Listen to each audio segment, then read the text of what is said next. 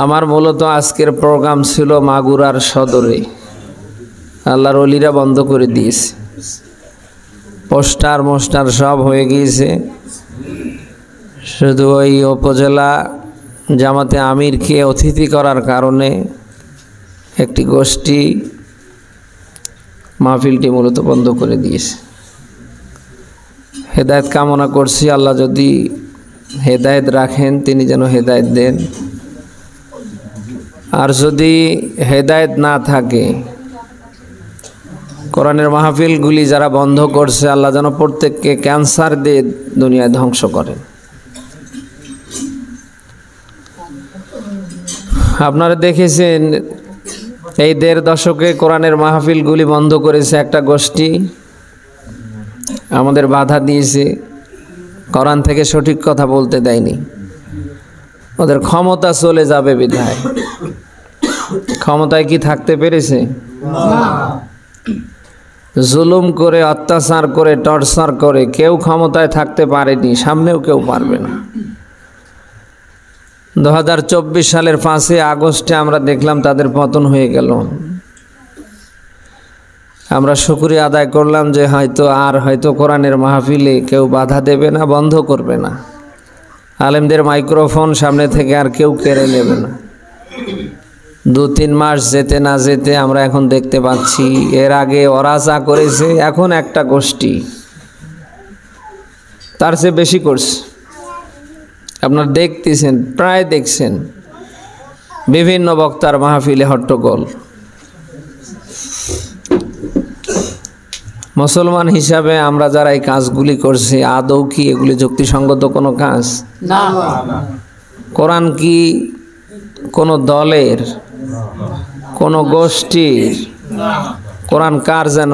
আল্লাহ দিয়েছে। আল্লাহ কাদের জন্য? গরু ছাগল যারা তাদের। মানব জীবনের শুরু থেকে শেষ পর্যন্ত, জন্ম থেকে মৃত্যু, রান্নাঘর থেকে রাষ্ট্র জীবন, জাহান্নাম থেকে বেঁচে জান্নাতে যাবেন, কোনো কথা কি বাদ আছে? না। তো মানব জীবনের পূর্ণাঙ্গ পরিপূর্ণ একটা সিলেবাস, নাম কি? কোরআন। সে কোরআন থেকে কথা বলতে গিয়ে আমরা অনেকভাবে অনেক জায়গায় বাধাগ্রস্ত হচ্ছি। এই যে মাহফিল বন্ধ করে দিচ্ছে, হট্টগোল করে, গাড়ি ভাঙচুর, এ কি অবস্থা বলেন? কোরআনের গায়ে যারাই হাত দিয়েছে, আপনি ইতিহাস দাঁড় করান, কেউ সফল হতে পারেনি। প্রত্যেকের মাজা কোমর ভেঙ্গে আল্লাহ খান খান করে দিয়েছে। যারা হিরো হয়ে কোরআনের সাথে বেয়াদবি করেছে কাউকে আল্লাহ হিরো রাখেনি, প্রত্যেককে আল্লাহ ধরে ধরে জিরো করে। শুধু জিরো না, নাম নিশানা সহ আল্লাহ আউট করে ফেলেছে। দামাম দুনিয়া মিলান তো আবু জাহেলের নামে কেউ সন্তানের নাম রাখে না? আবু লাহাবের নামে? এরা তো আল্লাহর বড় ওলি ছিল না? কোথায় আবু জাহেল আর কোথায় আবু লাহাব? যাদের দাপটে, যাদের হুঙ্কারে, গর্জনে মক্কার মানুষরা ঘর থেকে বের হতে পারত না। ওরা যা বলতো তাই হতো, তাই করে ফেলতো। কোরআনের গায়ে হাত দেবার কারণে, দুঃসাহস দেখানোর কারণে আজ হিন্দু, বৌদ্ধ, খ্রিস্টান, মুসলমান বলে কথা না, কোন ধর্মাবলীর মানুষের ভেতরে আবু জাহেল, আবু লাহাবের নামে নাম আছে? আগামীতে মনে হয় মানুষ রাখবে। তো কোরআন তো কোনো দলের না, কোনো গোষ্ঠীর না। এটা কার যেন? দিয়েছে আল্লাহ কাদের জন্যে? মানুষ। আমরা মানুষ মানতে পারছি না, ব্যর্থতা আমাদের। তাই বলে বিরোধিতা করব? তাই বলে কোরআনের মাহফিল বন্ধ করে দেব? এগুলি কোনো মানুষের কাজ হতে পারে বলেন? কোরআন মানতে পারছি না, ব্যর্থতা আমার। আমার জীবনের পুরো বায়োডাটা কোরআনে নেই। আমি কিভাবে ব্যক্তি জীবন চালাবো, পরিবার চালাবো, আগামীর সমাজ, আগামীর রাষ্ট্র কিভাবে চালাবো, কোনো কথা কি এর ভেতরে বাদ আছে? হয়তো আমি নিতে পারছি না, ওই পক্ষে আসতে পারছি না, কারণ নেলে পরে, ওই পক্ষে আসলে পরে আমি যে রাজনীতি করি, আমি যা করি হয়তো তার সমাজে টেকবে না। মানতে পারছি না, ব্যর্থতা আপনার আমার। অথচ আমরা একটা দলের ওপরে এটা চাপিয়ে দিচ্ছি। কোরআনের সমাজ রাষ্ট্র গঠনের জন্য যারা যেখান থেকে কাজ করছে আমরা দেখতে পাচ্ছি, তো একটা গোষ্ঠী তাদেরকে একেবারে মানে এমন ধরেছে, 1.5 দশকের জালিমদেরকেও হার বানিয়ে ফেলছে। আচ্ছা, কোরআন দিয়ে আগামীর সমাজ চলবে, রাষ্ট্র চলবে, এ কি জামাতি ইসলামীর কথা না? এ কি চরমনার কথা, হেফাজত খেলাফত এদের কথা? স্বয়ং নবীজির মতো মানুষ কোরআন দিয়ে 10 বছর দেশ চালিয়েছেন। আপনি যদি নবীজির সুপারিশ পেতে চান, নবীজিকে সত্যি সত্যি যদি ভালোবাসেন, আপনি যে দলেই করেন অসুবিধা নেই। রসুলের অনুকরণ অনুসরণের মধ্যে যেহেতু কিয়ামতে আপনার জান্নাতের আশা করে, আপনি যদি সেই রসুলকে মানতে চান, রসুল 10 বছর কোরআন দিয়ে দেশ চালিয়েছেন, সেই কোরআন দিয়ে আগামীর সমাজ রাষ্ট্র যারা চালাতে চায়, আপনি তাদের নিয়ে এত গুতুগুতি করছেন কেন? আপনি তো নিজেও জানেন এই 1.5 দশকে মানুষগুলির কোনো অপরাধ ছিল না। এই জালিমরা শুধু ক্ষমতার চেয়ার স্থায়ী করবার জন্য তাদেরকে ধরেছে, মিথ্যে মামলা দিয়ে কাউকে আয়না ঘরে, অবশেষে কাউকে ফাঁসি দিয়ে মেরেছে। ঠিক তো ওইটা আপনিও শুরু করে ফেললেন। এই লোকগুলির অপরাধটা কি? এই 1.5 দশকে আপনি মিলান না। এই লোকগুলির অপরাধ কি? অপরাধ একটাই, এরা চায় কোরআনের বিধান দিয়ে সমাজ চলুক, রাষ্ট্র চলুক। জালিমরা এটা সহ্য করতে না পারে মরহুম শহীদ আল্লামা সাইদি রাহিমাহুল্লাহর মতো মানুষকে এ ঘটনা তো আর নতুন করে বলার মতো অপেক্ষা রাখে না। এখন যেহেতু প্রত্যেকের হাতে হাতে টাচ মোবাইল, টেলিভিশন, তাকে ইনজেকশন পুশ করে দুনিয়া থেকে বিদায় করা হয়েছে। আবারও তো আপনারা তাই শুরু করে ফেললেন। খুব খেয়াল করে শুনবেন, কোরআনের হেফাজতকারী কে? আল্লাহ। তিনি যে কোনো মূল্যেই হোক, যে কোনো বিনিময় হোক, তিনি হেফাজত করবেন। আপনি যতই চেষ্টা করেন কোরআনকে ব্যর্থ করতে পারবেন না। কোরআনের আওয়াজকে আপনি বন্ধ করতে গিয়ে নিজের আওয়াজ দেখবেন কখন যে বন্ধ হবে আপনি টেরই পাবেন না। অতএব কোরআনের পক্ষে যারা আছে তাদেরকে তাদের মতো কাজ করতে দিন। তাদেরকে আটকানোর চেষ্টা, বাধাগ্রস্ত করার চেষ্টা করবেন না। আল্লাহ একজন আছে, না হলে তিনি পদে পদে মরে মরে আপনাকে বাধাগ্রস্ত করবে। সময় আছে, এখনো ফিরে আসেন। আপনি একজন মুসলমানের সন্তান, আপনার একটা পরিচয় আছে, আপনি নামের আগে মোহাম্মদ, নামের শেষে হোসেন মিয়া রহমান লিখেন। কোরআন দিয়ে সমাজ চলবে, রাষ্ট্র চলবে, আপনি এর বিরুদ্ধে যেতে পারেন না। আপনি যদি ফিরে আসতে না পারেন, আপনি যাই করেন না কেন, আপনি মুনাফিক। আর মুনাফিক তো কিয়ামতে জান্নাতে যাবে। হ্যাঁ, প্রত্যেকটা মুনাফিককে শুধু আল্লাহ জাহান্নামে দেবে না।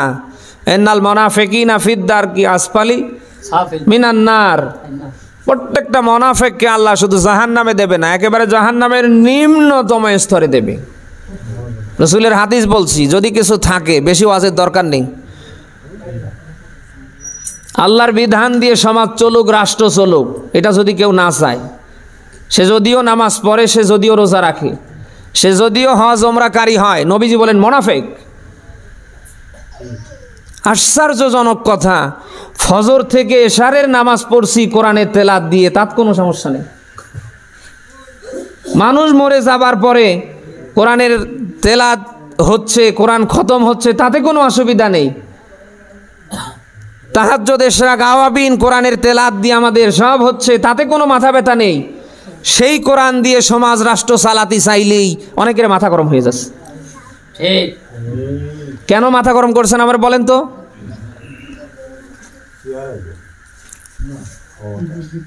আকিমুস সালাহ কথাটা কার? আল্লাহ। কোরআনে আছে চাচা? আছে, ডাইরেক্টলি 82 বার আছে। আকিমুস সালাহ, নামাজ প্রতিষ্ঠা করো। ওয়াতুজ যাকাত, সম্পদ থাকলে যাকাত দাও। তাহলে আকিমুদ্দিন এ কথাটা কার? আল্লাহ। চাচা সত্য করে বলবেন, তালে মাথা ঝোকাবেন না। এই আকিমুদ্দিন এ কথাটা কি কোরআনে আছে? আপনারা কি একমত? তো যে আল্লাহর কথা আকিমুস সালাহ, সে আল্লাহর কথাই তো আকিমুদ্দিন। যে আল্লাহ বলছেন আকিমুস সালাহ, নামাজ প্রতিষ্ঠা করো, সে আল্লাহই বলছে আকিমুদ্দিন, দিন প্রতিষ্ঠা করো, আমার বিধান দিয়ে সমাজ চালাও, রাষ্ট্র চালাও। তো আকিমুস সালাহ এই আয়াতটা আপনি মানতে পারেন, ফজরে, জহরে, আসরে, মাগরিবে, ইশরাক, আওয়াবিন, তাহাজ্জুদ সব জায়গায়, কিন্তু আকিমুদ্দিন, দিন প্রতিষ্ঠার ব্যাপারে আল্লাহর বিধান দিয়ে আগামীর সমাজ চলবে, রাষ্ট্র চলবে, আপনি মানতে পারেন না। তাহলে আপনি কি আল্লাহর ইসলাম, আল্লাহর বিধান, আল্লাহর কোরআন কি আপনি শতভাগ মানছেন? না। আপনি যদি না মেনে থাকেন তাহলে আপনার ঈমান আছে? না। অথচ আল্লাহর বক্তব্য সূরা বাকারার 85 নম্বর আয়াতে পাবেন, আফাতুমিনুনা বিবাদিল কিতাবি ওয়া তাকফুরুনা বিবাদ ফামা জাযাউ মান ইয়াফআলু যালিকা মিনকুম খিজয়ুন ফিল হায়াতিদ দুনিয়া ওয়া ইয়াউমাল কিয়ামাতি ইউরাদ্দুনা ইলা আসাদ্দিল আযাব আমাল্লাহু বিগাফিলিন আম্মা ইয়ামালুন। কি আমি আয়াত বানালাম না কোরআনে আছে? কোরআনে আছে। আল্লাহ বলেন আমার খেতাবের কিছু অংশ মানবা আর কিছু অংশ মানবা না, তাহলে 1 নম্বরে দুনিয়ায় তোমাদের জন্য লাঞ্ছনা, গঞ্জনা। আপনি দুনিয়ায় যেই হন না কেন, গোটা পৃথিবীর মালিকও যদি হয়ে যান, আপনার জীবনে কোনো শান্তি রাখবে না। কে বলছেন? আল্লাহ। যার ব্যাখ্যা আপনি সূরা তাহার 124 নম্বর আয়াতে পাবেন, আমান আ'রাদা আন যিকরি ফাইন্না লাহু মাঈশাতান দঙ্কা। এই যে দত নুন কাফ আলিফ, দঙ্কা। যে বা যারা, যে কেউ হতে পারে, যারাই কোরআন থেকে মুখ ফিরিয়ে নেবে, কোরআনের কিছু মানবে আর কিছু মানবে না, আল্লাহ পাক বলেন তার জীবনটাকে আমি আল্লাহ দঙ্কা করে দেব, সংকীর্ণ করে দেব, আঁটো করে দেব। সে তামাম পৃথিবীর মালিক হলেও তার জীবনে কোনো শান্তি থাকবে না। দেখবেন যে ডায়াবেটিসে আক্রান্ত হবে, সব দেখবে, খেতে পারবে না, খেলেই মরে যাবে। সব মানুষ রাতের বেলা ঘুমাতে পারলে ওই শয়তান ঘুমাতে পারবে না। আর যারাই কোরআন থেকে মুখ ফিরিয়ে নিয়েছে, কোরআনের কিছু মানে আর কিছু মানে না, প্রত্যেকটার জীবনী দাঁড় করেন, সবাই রাতের বেলা 5-6 ঘন্টা ঘুমায়, ওই শয়তানের একটা সেকেন্ড চোখে ঘুম নেই। মানুষ লোহা খেয়ে হজম করছে, কোরআনের বিরুদ্ধে যারা, তারা একটা লাল চা খাবে, তাও আবার চিনি ছাড়া। বেড়াই তো দেখি, তাও আবার এই ট্যাবলেট গুলে খায়। আপনি সূরা যুখরুফের 36 নম্বর আয়াত দেখবেন, আমি দলিল প্রমাণ দিয়ে বলছি। আমাইয়াশু আন যিকরির রহমান নুকাইয়িদ লাহু শাইতানান ফাহুয়া লাহু করিন। খুব খেয়াল করে শুনবেন, একই কথা সেম আল্লাহ এখানে বলছেন। যে বা যারা, যে কেউ হতে পারে, চাচা হতে পারে, আমি হতে পারি, আপনি হতে পারেন, যে দলেরই কর্মী হোক, লিডার হোক, মানুষ তো। কেউ যদি কোরআন থেকে মুখ ফিরিয়ে নেয়, আল্লাহ তাআলা বলছেন আমি তার জন্য শয়তানকে নিযুক্ত করে দেই। নুকাইয়িদ লাহু শাইতানান ফাহুয়া লাহু করিন, অতঃপর সেই হয় তার সঙ্গী এবং সাথী।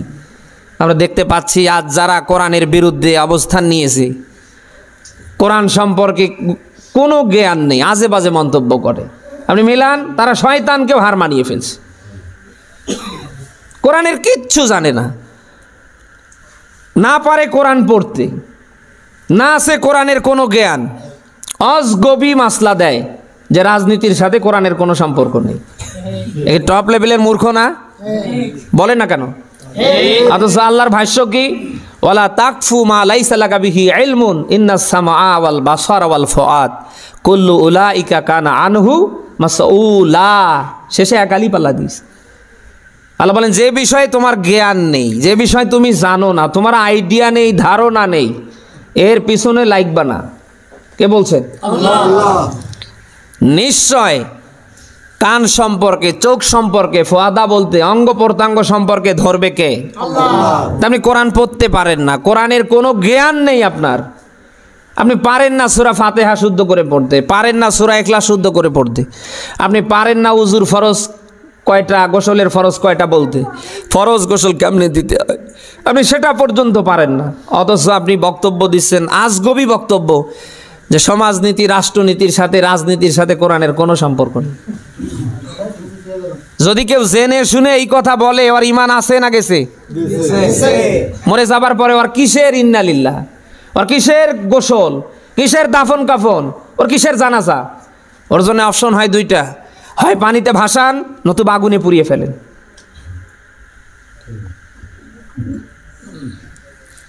যেহেতু আপনার আমার জীবনের পরিপূর্ণ একটা সিলেবাস, নাম কি? কোরআন। এই কোরআনে সব আছে তো? নিয়ত করেন কোরআন নিয়ে যেন বাঁচতে পারেন, কোরআন নিয়ে যেন মরতে পারেন। মিয়া সাহেব, যাদের গর্জন, যাদের হুঙ্কার, যাদের দাপট দেখছেন, কিয়ামতে কাউকে খুঁজে পাবেন না। ঠিক। আল্লাহর কসম করে আল্লাহর ঘরে বলে গেলাম, কাউকে খুঁজে পাবেন না, কেউ আপনার পাশে আসবে না। 4 জন ব্যক্তির সন্ধান আল্লাহ দিয়েছে, একেবারে ব্লাড সম্পর্কিত। 1 নম্বরে ভাই, 2 নম্বরে মা, 3 নম্বরে বাবা, 4র্থ নম্বরে স্ত্রী সন্তান। একেবারে এগুলি ব্লাড না? সূরা আবাসার 34, 35, 36, 37 এই আয়াতগুলির ভিতরে আছে তো চাচা? আছে। ইয়াউমা ইয়াফিরুল মারউ মিন আখিহি ওয়া উম্মিহি ওয়া আবিহি ওয়া সাহিবাতিহি ওয়া বানি। বিপদে পড়বেন, দৌড়াবেন এই রক্তের সম্পর্কিত 4 জন মানুষের কাছে। প্রথমে আল্লাহ নাম দিয়েছে ভাইয়ের। মায়ের কথা আল্লাহ দিতে পারতেন না? চাচা পারতেন না? বাবার কথা দিতে পারতেন না? কিন্তু ভাইয়ের কথা আল্লাহ কেন দিলেন? ভাইয়ের কথা আগে আল্লাহ কেন দিলেন? কারণ দুনিয়ার সিস্টেম কি, বিপদে পড়লে ভাই ঠিক থাকতে পারে না, সে যেই হয় না কেন, জমি জায়গা নিয়ে ইত্যাদি ইত্যাদি বিষয় নিয়ে গন্ডগোল থাকতে পারে, ভাই বিপদে পড়েছে, কোনো ভাই ঠিক থাকতে পারে? দুনিয়ার এই সিস্টেমটা আখিরাতেও মানুষ ফলো করবে, দৌড়ে চলে যাবে ভাইয়ের কাছে, ডাক দিয়ে বলবে, ভাই আমি বড় অসহায়, বিপদে, আমারে বাঁচাও। দুনিয়ার সিস্টেম অনুযায়ী যাবে, কিন্তু ভাই কি বাঁচাবে? এই যে শব্দের শুরুতে ফেররু, কোনো পরিচয় দেবে না, যেন আপনার চিনছেই না, পালাবে। শুধু পালানো না, পালানোর মতো করে পালাবে। মানুষ সাপ দেখলে, বাঘ দেখলে, সিংহ দেখলে, শত্রু পিটালে, ধাওয়া করলে মানুষ কি আসতে পালায়? জোরে। 2 নম্বরে মায়ের কাছে যাবেন, বাবার কাছে যাবেন, নিজের স্ত্রী সন্তান সন্ততির কাছে যাবেন। পরিচয়টা পর্যন্ত কেউ দেবে না, পরিচয় গোপন রেখে সবাই পালাবে। ঠিক ইন দ্য মিন টাইমে এই কোরআনে কারিম নবীজি বলেন, কারোর পক্ষে যাবে, আবার হয়তো কারোর বিপক্ষে যাবে। আল কোরআনু হুজ্জাতুল্লাকা আলাইক, এটা একদিকে কারোর পক্ষের দলিল হবে, অপরদিকে কারোর বিপক্ষের দলিল হবে। নবীজি বলেন, দুনিয়ায় যারা কোরআন নিয়ে বাঁচবে, যাদের ব্যক্তি, পরিবার, সমাজ, রাষ্ট্র আল্লাহর কোরআন দিয়ে চলবে, এই কোরআন কিয়ামতের ময়দানে আল্লাহর সাথে ঝগড়া করে হলেও তাদেরকে সেদিন জান্নাত পর্যন্ত নেবে। সিদ্ধান্ত নেবার পালা আপনার, আপনি কি করবেন? চিরদিন দুনিয়ায় থাকবেন না। এই যে চাচার ভাতিজা মারা গিয়েছে, কেউ কি জানতো যে এই লোকটা এই বয়সে মারা যাবে? বলেন না কেন? আপনি কি জানেন যে আপনি সুস্থভাবে মরতে পারবেন? আপনি কি গ্যারান্টি দিয়ে বলতে পারবেন আরো 10 বছর সামনে বাঁচবেন? মরণের কোনো গ্যারান্টি নেই। কখন কোন সময় আপনার সামনে আসবে, আপনাকে অ্যাটাক করবে, আপনি টেরই পাবেন না। সিদ্ধান্ত নেবার পালা এখনই, কি করবেন সিদ্ধান্ত নেন। দুনিয়ার জীবনেই শেষ না, এরপরে আরো আছে না? দুনিয়ার পরের জগতের নাম কি বলেন? দুনিয়াকে একেবারে মানে এইটাই একেবারে শেষ মনে করে একেবারে মরণ কামড় দিয়েন না। দুনিয়া ক্ষণস্থায়ী, আখেরাত কি বলেন? দেখতে দেখতে দুনিয়া শেষ হয়ে যাবে, আর আখেরাত একবার শুরু হলে ওর কোনো শেষ নেই। আল্লাহ তাআলা বলছেন, বাল তুসিরুনাল হায়াতাদ দুনিয়া ওয়াল আখিরাতু খায়রুন ওয়া আবকা। আল্লাহ বলেন, দুনিয়ার মানুষ বরং দুনিয়াকে প্রাধান্য দিচ্ছে, অথচ দুনিয়ার তুলনায় আখিরাত আবকা, স্থায়ী, অনেক লং, অনেক বড়। দুনিয়া দেখতে দেখতে একদিন আপনার থেকে আমার থেকে শেষ হয়ে যাবে, আর আখিরাত একবার যদি আমার আপনার জীবনে শুরু হয়ে যায়, ওর কোনো শেষ নাই। সবাই বলে অতএব যা করছেন এই ক্ষণস্থায়ী জীবনে একটু চিন্তা ভাবনা করে করার চেষ্টা করেন। আপনি যা করছেন আপনার হিসাব দানে সেদিন কেউ সামনে দাঁড়াবে না, না আপনার নেতা, না আপনার খেতা, না আপনার ভাই, না আপনার বোন, না মা, না বাবা, না স্ত্রী, না সন্তান সন্ততি, কেউ দাঁড়াবে না। ওই দিন আপনার হিসাব দেবার জন্য আল্লাহ আপনাকেই যথেষ্ট করবে। আপনি সূরা বানী ইসরাইলের 14 নম্বর আয়াতে ব্যাখ্যা পাবেন দুনিয়ার এই ক্ষণস্থায়ী জীবনে আপনি কোথায় কি করলেন। সেদিন আল্লাহ সব আপনার হাতে ধরিয়ে দেবে।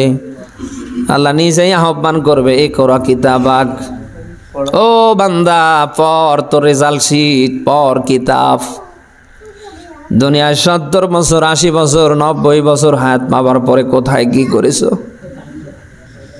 কাফা বিনাফসিকাল ইয়াউমা আলাইকা হাসিবা। আচ্ছা, তোর হিসাব দানের জন্য তুই নিজেই যথেষ্ট। কোনো আইনজীবী নিয়োগ করা হবে না, কোনো ব্যারিস্টার, কোনো জজ, সেদিন কাউকে নিয়োগ করা হবে না। আপনার হিসাব আপনি নিজেই দেবেন। অতএব যা করছেন আপনার হিসাব দানের জন্য কেউ আসবে না। ওই দিন আল্লাহ আপনাকে নিজে নিজে কি করেছেন এক কথায় সব স্পষ্ট করবার ব্যাপারে আল্লাহ ব্যাখ্যা দেবে।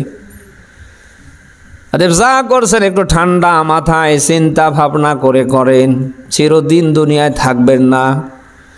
আপনাকে আমাকে আজ না হোক কাল যেতে হবে না, হবে না।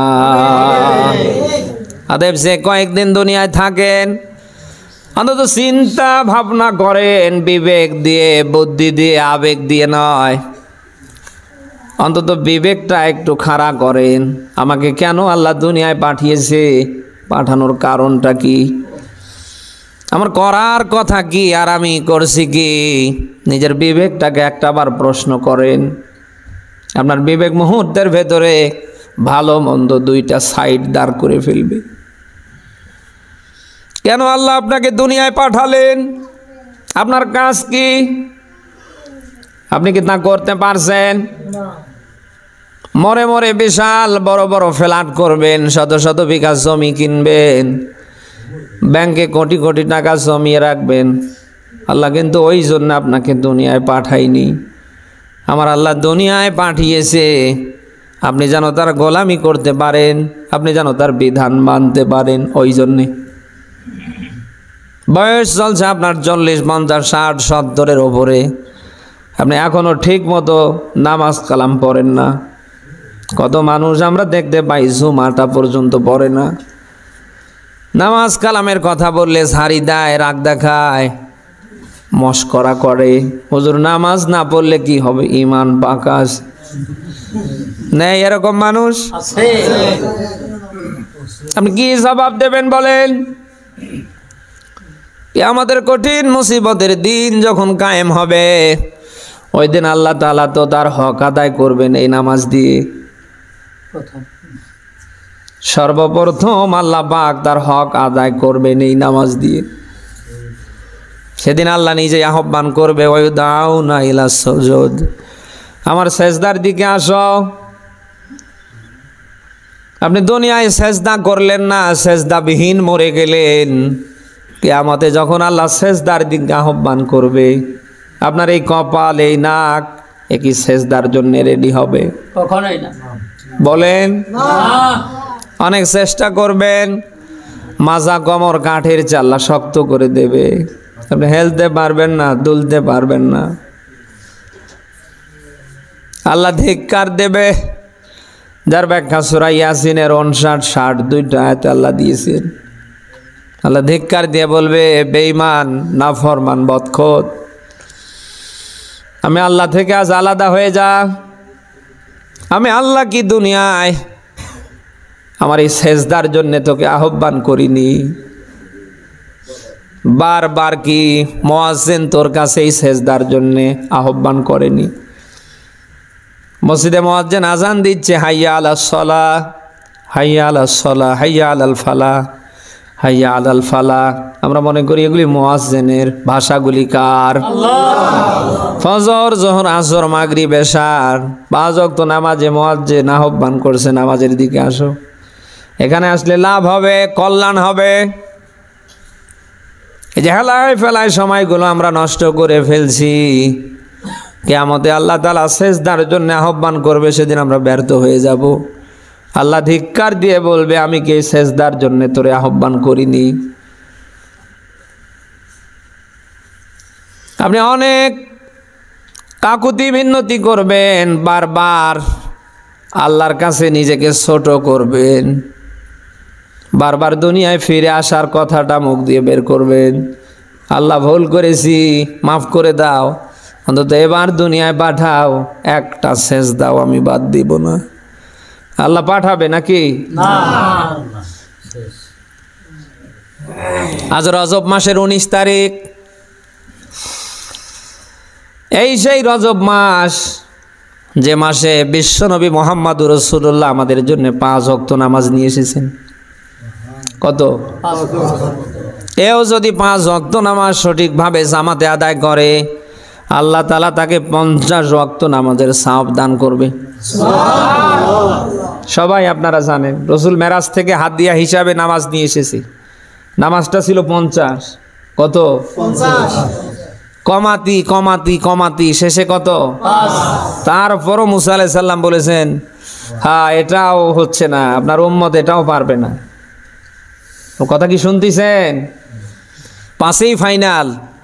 আল্লাহ তাআলা বললেন, হে নবী, হে হাবিব, হে বন্ধু, হে রসুল, আপনার উম্মতেরা যদি এই 5 ওয়াক্ত নামাজ আদায় করতে পারে, আমি আল্লাহ 50 ওয়াক্ত নামাজের সওয়াব দান করব। নামাজ হচ্ছে মুমিনের মেরাজ। as-salatu মেরাজুল মুমিনিন। নামাজ কি? মুমিনের মেরাজ। বিশ্বনবী সাল্লাল্লাহু আলাইহি ওয়াসাল্লাম সরাসরি মেরাজ করেছেন কার সাথে? আল্লাহ। এর কোনো সন্দেহ আছে?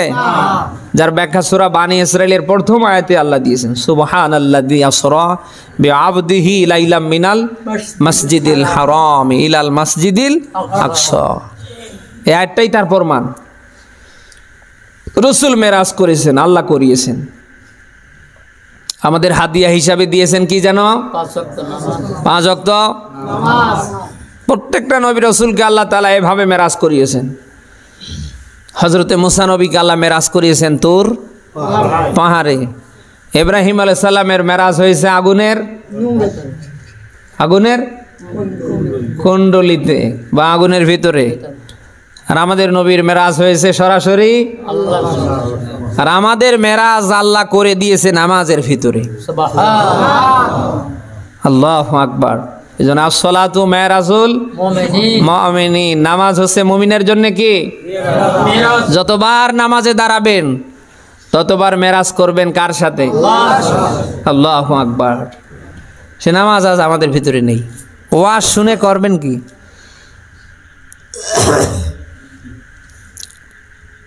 মুসলমানের প্রথম পরিচয় নামাজ। কেউ যদি জোহরের আগে ঈমান গ্রহণ করে, হিন্দু থেকে মুসলিম হয়, বৌদ্ধ খ্রিস্টান থেকে মুসলিম হয়, তার প্রথম কাজ হবে কি? জোহরের নামাজ। কেউ যদি আসরের আগে কালমা পড়ে মুসলমান হয়, তার প্রথম কাজটাই হবে কি? আসরের নামাজ। এজন্য মুসলমানের প্রথম নাম্বার কাজ হচ্ছে কি? নামাজ। আরো জোরে নামাজ। সে নামাজ নেই। নামাজকে যদি আপনি মূল্যায়ন করতে পারেন, গুরুত্ব দিয়ে আদায় করতে পারেন, আপনার রিজিকের দায়িত্ব কার হাতে? আল্লাহ। আপনি সূরা তাহার 132 নম্বর আয়াত দেখবেন, ওয়ামুর আহলাকা বিসসালাহ ওয়াসতাবির আলাইহা লা নাসালুকা রিজকা নাহনু নারযুকুকা ওয়াল আকিবাতুল লিত্তাকওয়া।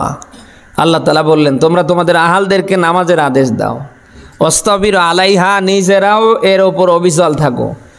আমি আল্লাহ রিজিক চাই না, বরং নামাজের মধ্য দিয়েই তোমাদের রিজিক দিই। আল্লাহু আকবার। 5 ওয়াক্ত নামাজের যদি আপনি হেফাজত করতে পারেন, আপনার রিজকের দায়িত্ব কার হাতে? আল্লাহ। আচ্ছা, আল্লাহ যে খাওয়াতে পারে বিশ্বাস আছে আপনাদের? না আমাদের ওই জমি জায়গা, তারপরে ওই চাকরির টাকা, আমাদের ব্যবসা বাণিজ্য আমাদের খাওয়াতে পারে? খাওয়ায় কে মূলত? এই যে জমি জায়গার ফসল, এই যে চাকরির টাকা, এই যে ব্যবসা, এগুলি মূলত উপলক্ষ। মূলত খাওয়ায় কে? আল্লাহ। আল্লাহ খাওয়ায়। তিনি হচ্ছেন রাজ্জাক, তিনি হচ্ছেন রিজিক দাতা। কাঠের ভিতরে যে পোকা, এরে খাওয়ায় কে? আল্লাহ। আপনি হয়তো মনে করেন যে জমি জায়গায় না খাটলি পরে আমার কি বসে খাওয়ার সুযোগ হতো? চাচা যদি মনে করে যে আমি যদি ইমামতি না করি, ব্যবসা না করি, আমার জীবন চলবে। আমরা প্রত্যেকেই এরকম হয়তো মনে করতে পারি, যদিও করা ঠিক না। কাঠের ভিতরে যে পোকা, আপনার আমার মতো কি 10 টাকা এক্সেস আছে? চাচা যদি পকেট ঝাড়া দেয় না হলেও 10 টাকা বের হবে। আমি যদি পকেট ছাড়া দিই তাও 500-1000 টাকা বের হবে। প্রত্যেকের সাথে টাকা আছে না? এখানে না থাক, বাসায় তো আছে। না থাকলেও তো 2 কেজি 4 কেজি 5 কেজি চাল আছে। কিন্তু কাঠের ভিতরে যে পোকা, ওর কি আছে? বন জঙ্গলে হিংস্র জন্তু জানোয়ার আপনি দেখলেই পালান, লাঠি নিয়ে দৌড়ান পিটানোর জন্য, মারার জন্য। ওদের কি আছে বলেন? সমুদ্র, নদী, নালা, খাল, বিলগুলোতে এই যে মৎস্যরাজি, আপনার মতো এক্সট্রা জমে রাখার কিছু আছে? এদের খাওয়ায় কে? সে আল্লাহ যদি তাদের নিয়মিত খাইয়ে বাঁচিয়ে রাখতে পারে, আপনি সেই আল্লাহর বিধান মানবেন। আপনার কি বিশ্বাস হয় ওই আল্লাহ আপনারে 3 বেলা ডাউল ভাত খাওয়াতে পারবেন না? ঈমান আমাদের নেই, যদিও আছে ওই কচুর পাতার ওপরে পানি রাখলে যা হয় টোলো মোলো, সকালে আছে তো বিকালে।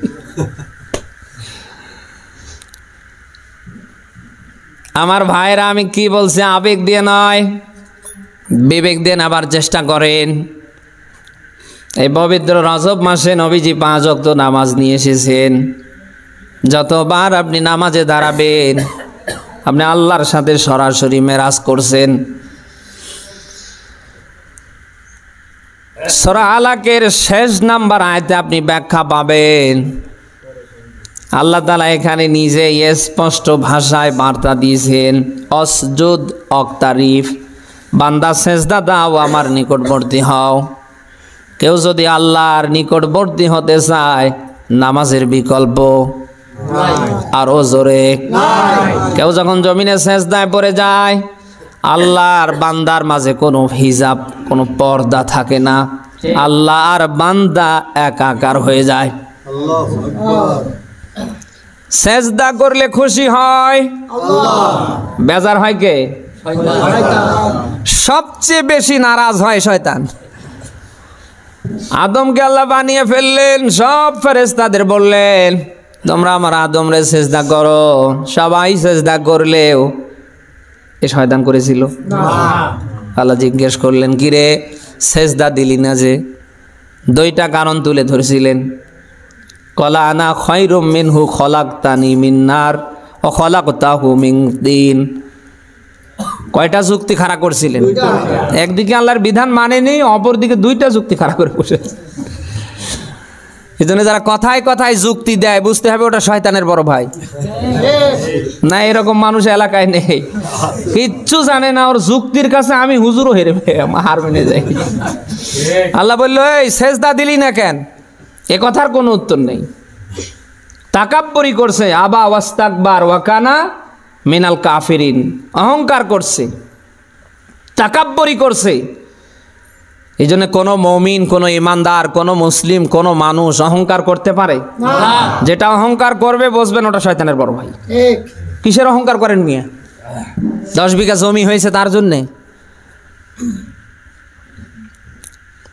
10 টাকার মালিক হয়েছেন তার জন্যে, ক্ষমতার চেয়ারে বসেছেন কি হনুরে এই জন্যে নাকি? সামনে ক্ষমতায় আসবেন, আমরা ছাড়া কে আছি? আপনার এই 10 বিঘা জমি, এই 10 লক্ষ টাকা, এই ক্ষমতার চেয়ার কেড়ে নিতে আল্লাহর সময় লাগে? দেখতে পাননি 1.5 দশকের জালিমরা ক্ষমতা কিভাবে আঁকড়ে ধরেছিল? একেবারে ইউনিয়ন পরিষদ থেকে সর্বোচ্চ সচিবালয় পর্যন্ত ওরাই সব ছিল না। কখনো কল্পনা করেছিল যে দেশ থেকে এভাবে পালাতে হবে? এমন করে আল্লাহ বিদায় করলেন, দুপুরে রান্না করা খাবার পর্যন্ত বেশি খেতে পারল না। এতদিন বলেছে সে আমাদের নাকি খাওয়াইছে, আমাদের খাওয়ায় কে? এখনো খাওয়াচ্ছে কে? আমরা দেখলাম শেষ সময় সালাম দিয়ে যাবে, জবানটাও খুলতে পারছে না, যেন আল্লাহ নিজের টেপ মেরে দিয়েছে।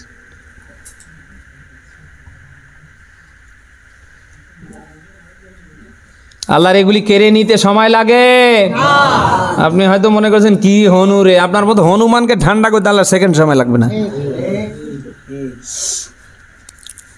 তাদের এই ১.৫ দশকের অবৈধ টাকার বাড়িগুলি দেখেন তো, সব জনশূন্যে পরিণত হয়ে যায়নি?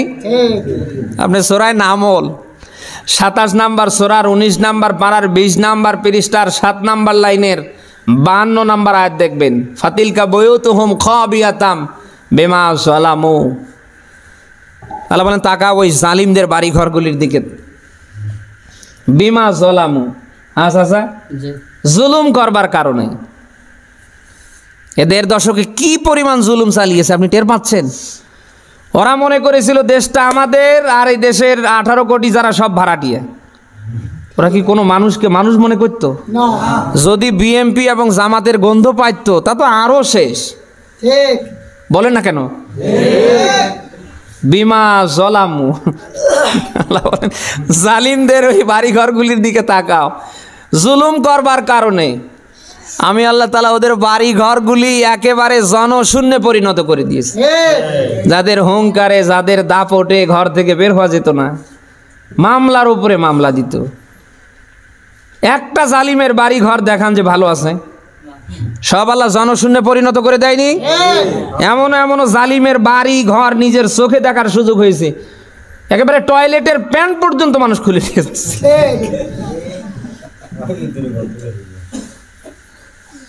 অহংকার করবেন না, তাকাব্বুরি করবেন না, ক্ষমতা দেখাবেন না, মাস্তানি করবেন না। এগুলি কেড়ে নিতে আল্লাহর সেকেন্ড সময় লাগবে না। আপনার এখানে আসতে হয়তো সময় লেগেছে, কিন্তু এখান থেকে উঠাতে আল্লাহর কোনো সময় সামনে লাগবে নাকি? এই জন্য অহংকার করবেন না। এই জন্য যদি কেউ মানুষের ভিতর থেকে অহংকার করে, যা কি হনুরে, আমার 10 বিঘা জমি, আর কি দরকার, আমার 2, 4টা 5টা ছেলে বিদেশে থাকে, সামনে আমি এলাকার চেয়ারম্যান, আমার উপরে কোন বেটা কথা বলে? আপনাকে নিচু করতে আল্লাহর সময় লাগবে? ও ক্ষমতা আল্লাহর নেই। কাফ নুন 2টা অক্ষরের মালিক আরো জোরে, বেশি কিছু বলার দরকার আছে? আল্লাহ বলবে কোন, সঙ্গে সঙ্গে ফায়াকুন হয়ে যাবে। সাথে সাথে ইনফিনন পাওয়ার, মহাশক্তির অধিকারী আল্লাহ বলে করা যাবে না। আল্লাহ তাআলা ডাক দিয়া বললেন, কিরে সেজদা করলি না যে? যুক্তি খাড়া করলেন, আল্লাহ আমি আদম থেকে শ্রেষ্ঠ, আমাকে বানানো হয়েছে আগুন দিয়ে, আর আদমকে বানানো হয়েছে মাটি দিয়ে। আপনি কথা কি শুনতেছেন? আল্লাহ তাআলা ধিক্কার দিলেন, তাকে ফেরেশতাদের দলীয় পদ থেকে বিতাড়িত করলেন। শয়তান আল্লাহর কাছে অনেক বিষয় সেই দিন চেয়ে নিয়েছিলেন। কথা কি শুনতেছেন? অনেক বিষয় শয়তান আল্লাহর কাছে সেদিন চেয়ে নিয়েছিলেন, তার ভিতরে কিয়ামত পর্যন্ত সে বাঁচবে, এটা একটা। 2 নম্বরে আদমের যত সন্তান তাদেরকে যেভাবেই হোক সে লাইনচ্যুত করবে, পথভ্রষ্ট করবে। ক্বালা ফাবিমা আগাওয়াইতানি লাআকউদান্না লাহুম সিরাতাকাল মুস্তাকিম। আল্লাহু আকবার। সূরা আরাফ 16, 17 2টা আয়াতের ভিতরেই পাবেন। সেই সময় শয়তান আল্লাহর কাছ থেকে চেয়ে নিয়েছে, আল্লাহ তোমার আদমকে সেজদা না করার কারণে তুমি আমার বিতাড়িত করলে, আমার এটাও একটা দিয়ে দাও, তোমার বানি আদম যেন কোনো ভালো কাজ করতে না পারে, আমি অন্তত যেন ভালো ভালো জায়গায় থেকে তোমার এই আদম সন্তানকে যেন আমি মাইনাস করতে পারি। কথা কি আপনারা শুনতেছেন? প্রয়োজনে ডান দিক থেকে, প্রয়োজনে বাম দিক থেকে, সামনে থেকে, পিছনে থেকে আমি ওদের অ্যাটাক করব, কোনোভাবেই যেন ওরা ভালো কাজ করতে না পারে। এই 2টা আয়াত থেকে শিক্ষা আছে, শয়তান পৃথিবীর কোনো খারাপ জায়গায় থাকে না, ও কিয়ামত পর্যন্ত থাকবে না। শয়তান শুধু ভালো জায়গায় থাকে, ও কিয়ামত পর্যন্ত ভালো জায়গায় থাকবে। আপনি কথা কি শুনতেছেন? এই জন্য দেখবেন ভালো কাজ করতে বাধার উপরে বাধা।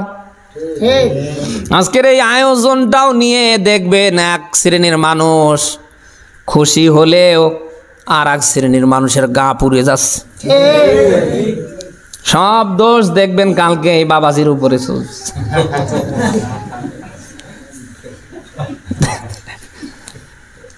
শয়তান কোনো খারাপ জায়গায় নেই ও থাকবে না, শুধু থাকবে সিরাতাল মুস্তাকিম, সঠিক সঠিক পথে। অর্থাৎ ভালো জায়গায় যেন মানুষ বসে ভালো কাজ করতে না পারে। ভালো কাজ যেখানে শয়তানের বাধা হবে সবাই বলেন মসজিদ ঘর কার? এখানে মানুষ যেন আসতে না পারে, এখানে বসে যেন সময় দিতে না পারে, শয়তানের বাধা আছে না নেই? আমরা দেখতে পাই চার দোকানে বসলে 2 ঘন্টা কেটেছে, আমরা টেরই পাই না। অথচ মসজিদে ঢুকলে বারবার ঘড়ির দিকে। আমি জানি এলাকার এই লোকের এই স্বভাব নেই। পৃথিবীর সবচেয়ে বড় নিরাপদ জায়গা মসজিদ। সূরা জিনের 18 নম্বর আয়াতে আপনি পাবেন আল্লাহ বলেন ওয়ান্নাল মাসাজিদা লিল্লাহ। আল্লাহ বলেন মসজিদ আমার জন্য, আমার ঘরে যারা ঢুকে পড়ে তারা নিরাপদ হয়ে যায়। একটা মাত্র নিরাপদ স্থান, তার নাম মসজিদ। এখানে যখন ঢুকে পড়বেন আপনার জীবনের কোনো গুনাহ আল্লাহ তাআলা রাখে না। সব গুনাহগুলি ফেরেশতারা নিয়ে কাঁধে করে দাঁড়িয়ে থাকে। আপনি যখন এই পা দিয়ে ঢুকে পড়লেন আপনার শ্বাসে প্রশ্বাসে নেকি লেখা শুরু হয়ে যায়। ফেরেশতারা দাঁড়িয়ে থাকতে থাকতে ডাক দিয়ে বলে রব্বুল আলামিন তোমার বান্দা এই ঢুকেছে, তো আর বের হয় না, আমরা কতক্ষণ দাঁড়িয়ে থাকবো? সঙ্গে সঙ্গে আল্লাহ তাআলা ডাক দিয়ে বলেন ফেরেশতারা, যে বান্দা আমাকে সেজদা দেওয়ার জন্য আমার ঘরে ঢুকে পড়েছে, ও ফেরেশতারা আমি আল্লাহ বলছি আমার বান্দার জীবনের সব গুনাহ মাফ করে দে।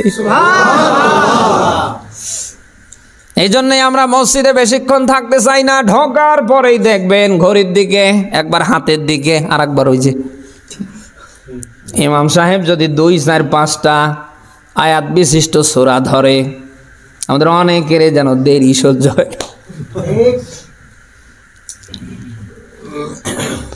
আমি যে কথাই ছিলাম, সেজদা দিলে খুশি হয় আর নারাজ হয় শয়তান। যখন আপনি সেজদায় পড়ে যাবেন শয়তান আর আশেপাশে থাকতে পারে না, ওর গায়ে যেন আগুন ধরে যায়। সে কথাই আল্লাহ তাআলা বলছেন তোমরা পৃথিবীতে কেউ যদি আমি আল্লাহর নিকটবর্তী হতে চাও, অসজুদ অক্তারিফ, সেজদা দাও। যত বেশি সেজদা দেবেন তত নিকটে যাবেন।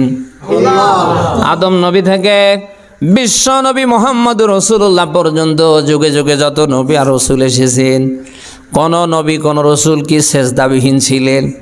ওরা যখনই কোনো বিপদে পড়তেন সাথে সাথে সেজদায় পড়ে যেতেন। আপনি যদি কোনো সমসাময়িক বিষয়ে বড় কোনো বিপদের মুহূর্তে পড়ে যান, তাড়াতাড়ি ওযু বানিয়ে নামাজের ভিতরে সেজদায় পড়ে যান, লম্বা করে একটা সেজদা দেন আর আল্লাহরে ডাকেন। আপনি যদি সেজদার ভেতরে আল্লাহরে ডাকতে পারেন, মাস্ট বি আল্লাহর সাহায্য আসবে। আল্লাহর কাছে কিছু চাওয়ার যে মাধ্যম, আস্তাঈনু বিস-সাবরি ওয়াস-সালাহ, একটা হচ্ছে ধৈর্য আর একটা হচ্ছে নামাজ। নাম কি? আল্লাহ। একটা ধৈর্য আর একটার নাম কি? সালাত, নামাজ। সে নামাজ আমরা প্রতিনিয়ত পড়তে রাজি আছি তো?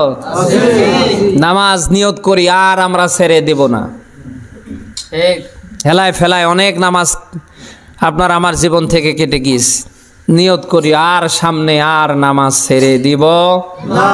আমি নিজেও নামাজি হওয়ার চেষ্টা করব। 5 ওয়াক্ত নামাজ আমি নিজেও আঁকড়ে ধরে জামাতবদ্ধ হয়ে পড়ার চেষ্টা করি, এবং আমার অধীনে যে আমার পরিবার আছে আমি তাদেরকে নিয়েও যেন আল্লাহর সামনে দাঁড়াতে পারি। এই প্রতিজ্ঞা কি আমরা করতে পারি না? আপনার ঘর যদি বরকত দিয়ে ভরাতে চান, গোপন তত্ত্ব ফাঁস করে দিয়ে যাচ্ছে। আপনার ঘরগুলো যদি রহমত দিয়ে ভরাতে চান, কালকে থেকে যত বেশি পারেন সেজদা দেবেন। রসুলের ডিরেকশন ঠিক। ফরজ নামাজগুলি মসজিদে গিয়ে আদায় করবেন, আর বদ বাকি নামাজগুলি ঘরের পরিবেশে পড়বেন। যে ঘরে যত বেশি রুকু হবে, সেজদা হবে, ও ঘর তত বেশি রহমতের কামরা হবে। পারলে প্রতিনিয়ত তাহাজ্জুদ পড়ার চেষ্টা করবেন। ফজরের 2 রাকাত সুন্নাহ বাড়িতে পড়ে আসবেন।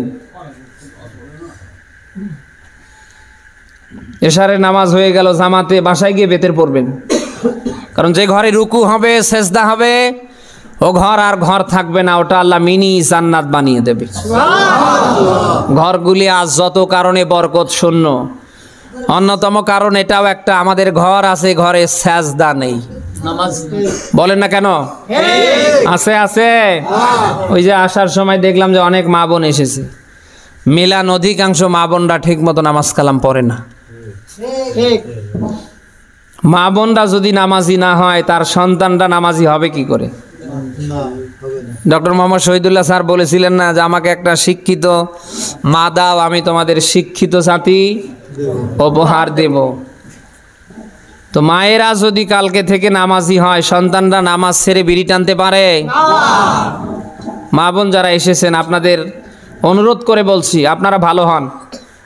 আপনারা যদি আগামীতে ভালো হতে পারেন, আগামীর সমাজ, আগামীর রাষ্ট্র ভালো হবে ইনশাআল্লাহ। এই জন্য আগে দরকার আপনাদের ভালো হওয়ার।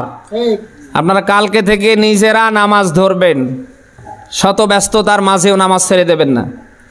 আজকে অজুহাত দেখাচ্ছেন যে আমার পরিবার এই সেই, পরিবার সামলাতে পারি না, আমি নামাজ পড়ব কখন? এই কৈফিয়ত কি আল্লাহ নেবে? শত ব্যস্ততার মাঝেও নবীদের স্ত্রীরা কি নামাজ পড়েনি? ফেরাউনের স্ত্রী কি নামাজ পড়েনি? আসিয়া পড়েনি? আপনি কি জবাব দেবেন? অজুহাত দিচ্ছে না, আমার ছেলের কারণে, মেয়ের কারণে, আমার স্বামীর কারণে, আমার এই সেই কারণে আমি ঠিক মতো নামাজ কালাম পড়তে পারছি না। কিয়ামতে যখন আসিয়ার স্ত্রীর সাথে আপনাকে অ্যাড করবে, আপনি কি জবাব দেবেন বলেন? আপনি মনে করছেন আমার এই রোগ সেই রোগ। আরে ভাই, ওই দিন যখন পয়গাম্বার আইয়ুবকে আপনার পাশাপাশি দাঁড় করবে, আপনি কি জবাব দেবেন? আজ অনেক মানুষ আছে না এরকম, খালি অজুহাত দেয়, খালি অজুহাত, যে আমার এই সেই এই সেই এই সেই। আরে ভাই, আপনার চেয়ে বেশি রোগী ছিলেন পয়গাম্বার আইয়ুব। 18 বছর, কত বিছানায় পড়েছিলেন, শেষ পর্যন্ত জিহ্বা নড়ছে না, পোকা জিহ্বা পর্যন্ত চলে গিয়েছে। এরপরেও কি আইয়ুব আলাইহিস সালাম আল্লাহর জিকির থেকে বিরত ছিল? আপনি কি জবাব দেবেন? সামান্য একটু জ্বর, সর্দি, কাশি, হয়তো সামান্য একটু শরীর খারাপ, কিরে ভাই মসজিদে দেখা যাচ্ছে না, আমার শরীর খারাপ। এই অবস্থায় যদি মরে যান, কিয়ামতে পয়গম্বর আইয়ুবকে যদি একবার আল্লাহ দাঁড় করে, অপর পাশে আপনাকে দাঁড় করে, আপনি কি জবাব দেবেন বলেন তো? আজ অনেকে রিক্সা চালান, ভ্যান চালান, কর্ম মানুষের বাড়িতে পাইট দেন, কিষান দেন, কামলা দেন। হুজুর, খেটে খেতে হয়, পেটের ধান্দায় আমি সময় পাই না। সেদিন আল্লাহ তাআলা যখন আপনার একনিষ্ঠে কোনো রিক্সাওয়ালাকে দাঁড় করাবে, কোনো ভ্যান চালককে দাঁড় করাবে, মাঠে ঘাটে যারা কাজ করে খায়, এরকম রিক্সা চালক, ভ্যান চালক, এরকম কাজের লোক আছে না? এক ওয়াক্ত নামাজ ছেড়ে দেয় না, আছে না ভাই? রিক্সা চালায়, আজান হলে রিক্সা চালা বন্ধ করে দেয়। ভ্যান চালায়, আজান হলে ভ্যান চালা বন্ধ করে দেয়। মানুষের বাড়িতে কাজ করে, মাঠে আজান হয়েছে, নামাজের সময় হয়েছে, লোকজনরে বলে ভাই আমার 5টা মিনিট সময় দেন, কাদা পানি দিয়ে উজু করে ওর উপরেই সেজদা করে। আপনি যে বাহানা দেখান, অজুহাত দেখান, আপনার এই অজুহাতে কি কাজে আসবে? যখন ওই নামাজি, ওই কিষান, ওই পাইট, ওই কামলাকে আপনার সামনে দাঁড় করাবে, আল্লাহ যখন বলবে এই বল তোর কি টাকা পয়সা খুব বেশি ছিল, বলবে যে আল্লাহ না, কোনো রকম খালি ডাউল চাউল একটু ব্যবস্থা হতো আর এই খাদ্যাম। আর যখন ওই লোকটারে আল্লাহ বলবে যে কিভাবে এত কষ্টের মাঝেও নামাজ ছাড়িসনি বলতো, আপনার কোনো উত্তর দেবার, কোনো জবাব দেবার ভাষা থাকবে? মা বোনরা যারা এসেছেন, যে সমস্ত অভিযোগ আজ আপনি সামনে দায়ের করছেন, আশা করছি কালকে থেকে করবেন না। আপনি একজন মা, আপনি যদি কালকে থেকে ভালো হতে পারেন, আপনার সংসার ভালো হবে, আপনার সন্তান ভালো হবে, আপনার সংসারে আল্লাহ বরকত দিয়ে ভরপুর করে দেবে। দরকার আছে না ভাই? আমাদের আছে না? আমরা চাই না এটা যে আমাদের ঘরগুলিতে নিয়মিত রুকু হোক, সেজদা হোক, নামাজ চলমান রাখুক। এই জন্য যারা গার্ডিয়ান আছেন, আপনাদের অনুরোধ করে বলছি, আপনার স্ত্রীর ব্যাপারে, আপনার সন্তান সন্ততির ব্যাপারে কিয়ামতে আল্লাহ শক্ত করে ধরবে। সেদিন আল্লাহ আপনার স্ত্রীর ব্যাপারে ধরবে, আপনার মেয়ের ব্যাপারে, ছেলের ব্যাপারে ধরবে। জিন্দা থাকতে তাদেরকে যদি নামাজে দাঁড় করাতে না পারেন, ইসলামের ফরজ বিধান মানতে উৎসাহ উদ্দীপনা যোগাতে না পারেন, সেদিন কিন্তু ধরা খাবেন। আপনি কি আমার কথা শুনতেছেন? বুখারীর হাদিস, কুল্লুকুম রাঈন ওয়া কুল্লুকুম মাসউলুন আন রাইয়াতি। তোমরা প্রত্যেকেই দায়িত্বশীল আর প্রত্যেককে দায়িত্বের ব্যাপারে ধরা হবে। আপনার স্ত্রীর আপনি দায়িত্বশীল, আপনার কলিজার টুকরো সন্তানদের আপনি গার্ডিয়ান, আপনার স্ত্রী আপনার সন্তান সন্ততির ব্যাপারে আল্লাহ কিয়ামতে আপনাকে অ্যাটাক করবে, ধরবে, ডাক দিয়ে বলবে, বান্দা বল তোর স্ত্রী নামাজ পড়েনি, কেন নামাজের তাগিদ দিসনি? ছেলে মেয়ে নামাজ পড়েনি, কেন নামাজের তাগিদ দিসনি? কি জবাব দেবেন আপনি বলেন তো? বউ আজ বাবার বাড়ির থেকে 10 টাকা নিয়ে আসতে পারেন না, বাপ মা 14 গোষ্ঠীর নাম ধরে গালি দেন, নিজের একটু স্বার্থের হিতে চলে গেলে বউরে ধরে পিটান। এলাকায় তো এরকম নেই বউ পিটানো আছে। যাক আলহামদুলিল্লাহ, খুশি হলাম। তো সামান্য একটু ভালো মন্দ তরকারি রান্না করতে পারে না, পিটান, রাগ হন। বাবার বাড়ির থেকে শ্বশুর বাড়ির থেকে টাকা পয়সা আনতে পারে না, জমির ভাগ এখনো কেন দেয় না, আপনি এর জন্য গালমন্দ করেন, ধরে পিটান। আপনার স্ত্রী যে আপনার চোখের সামনে বিয়ের প্রায় 30-40 বছর হচ্ছে, এখন পর্যন্ত পশ্চিম কোনটা চিনে না, একটা সেজদা দেয় না, কয়দিন পিটিয়েছেন, কয়দিন ধমক দিয়েছেন?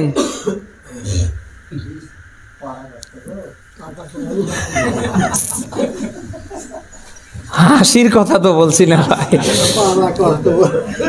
স্ত্রী নামাজ পড়ছে না, ইসলামের ফরজ বিধান মানছে না, কলিজার টুকরো সন্তান নামাজি না, ইসলামের ফরজ বিধান মানছে না, আপনি তাগিদ দিলেন না, দিচ্ছেন না, কিয়ামতে কি আপনি ধরা খাবেন না?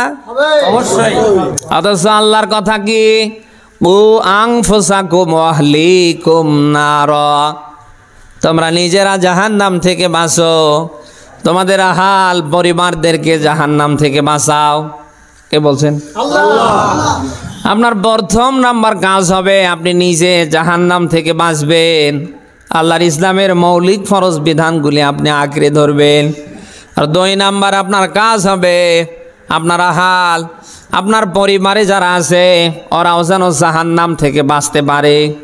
ওরা কি করে আল্লাহর ইসলামের ফরজ বিধানগুলি আঁকড়ে ধরে, কালকে থেকে আপনার কাজ হবে ওই পক্ষে তাদের তাগিদ দেয়া।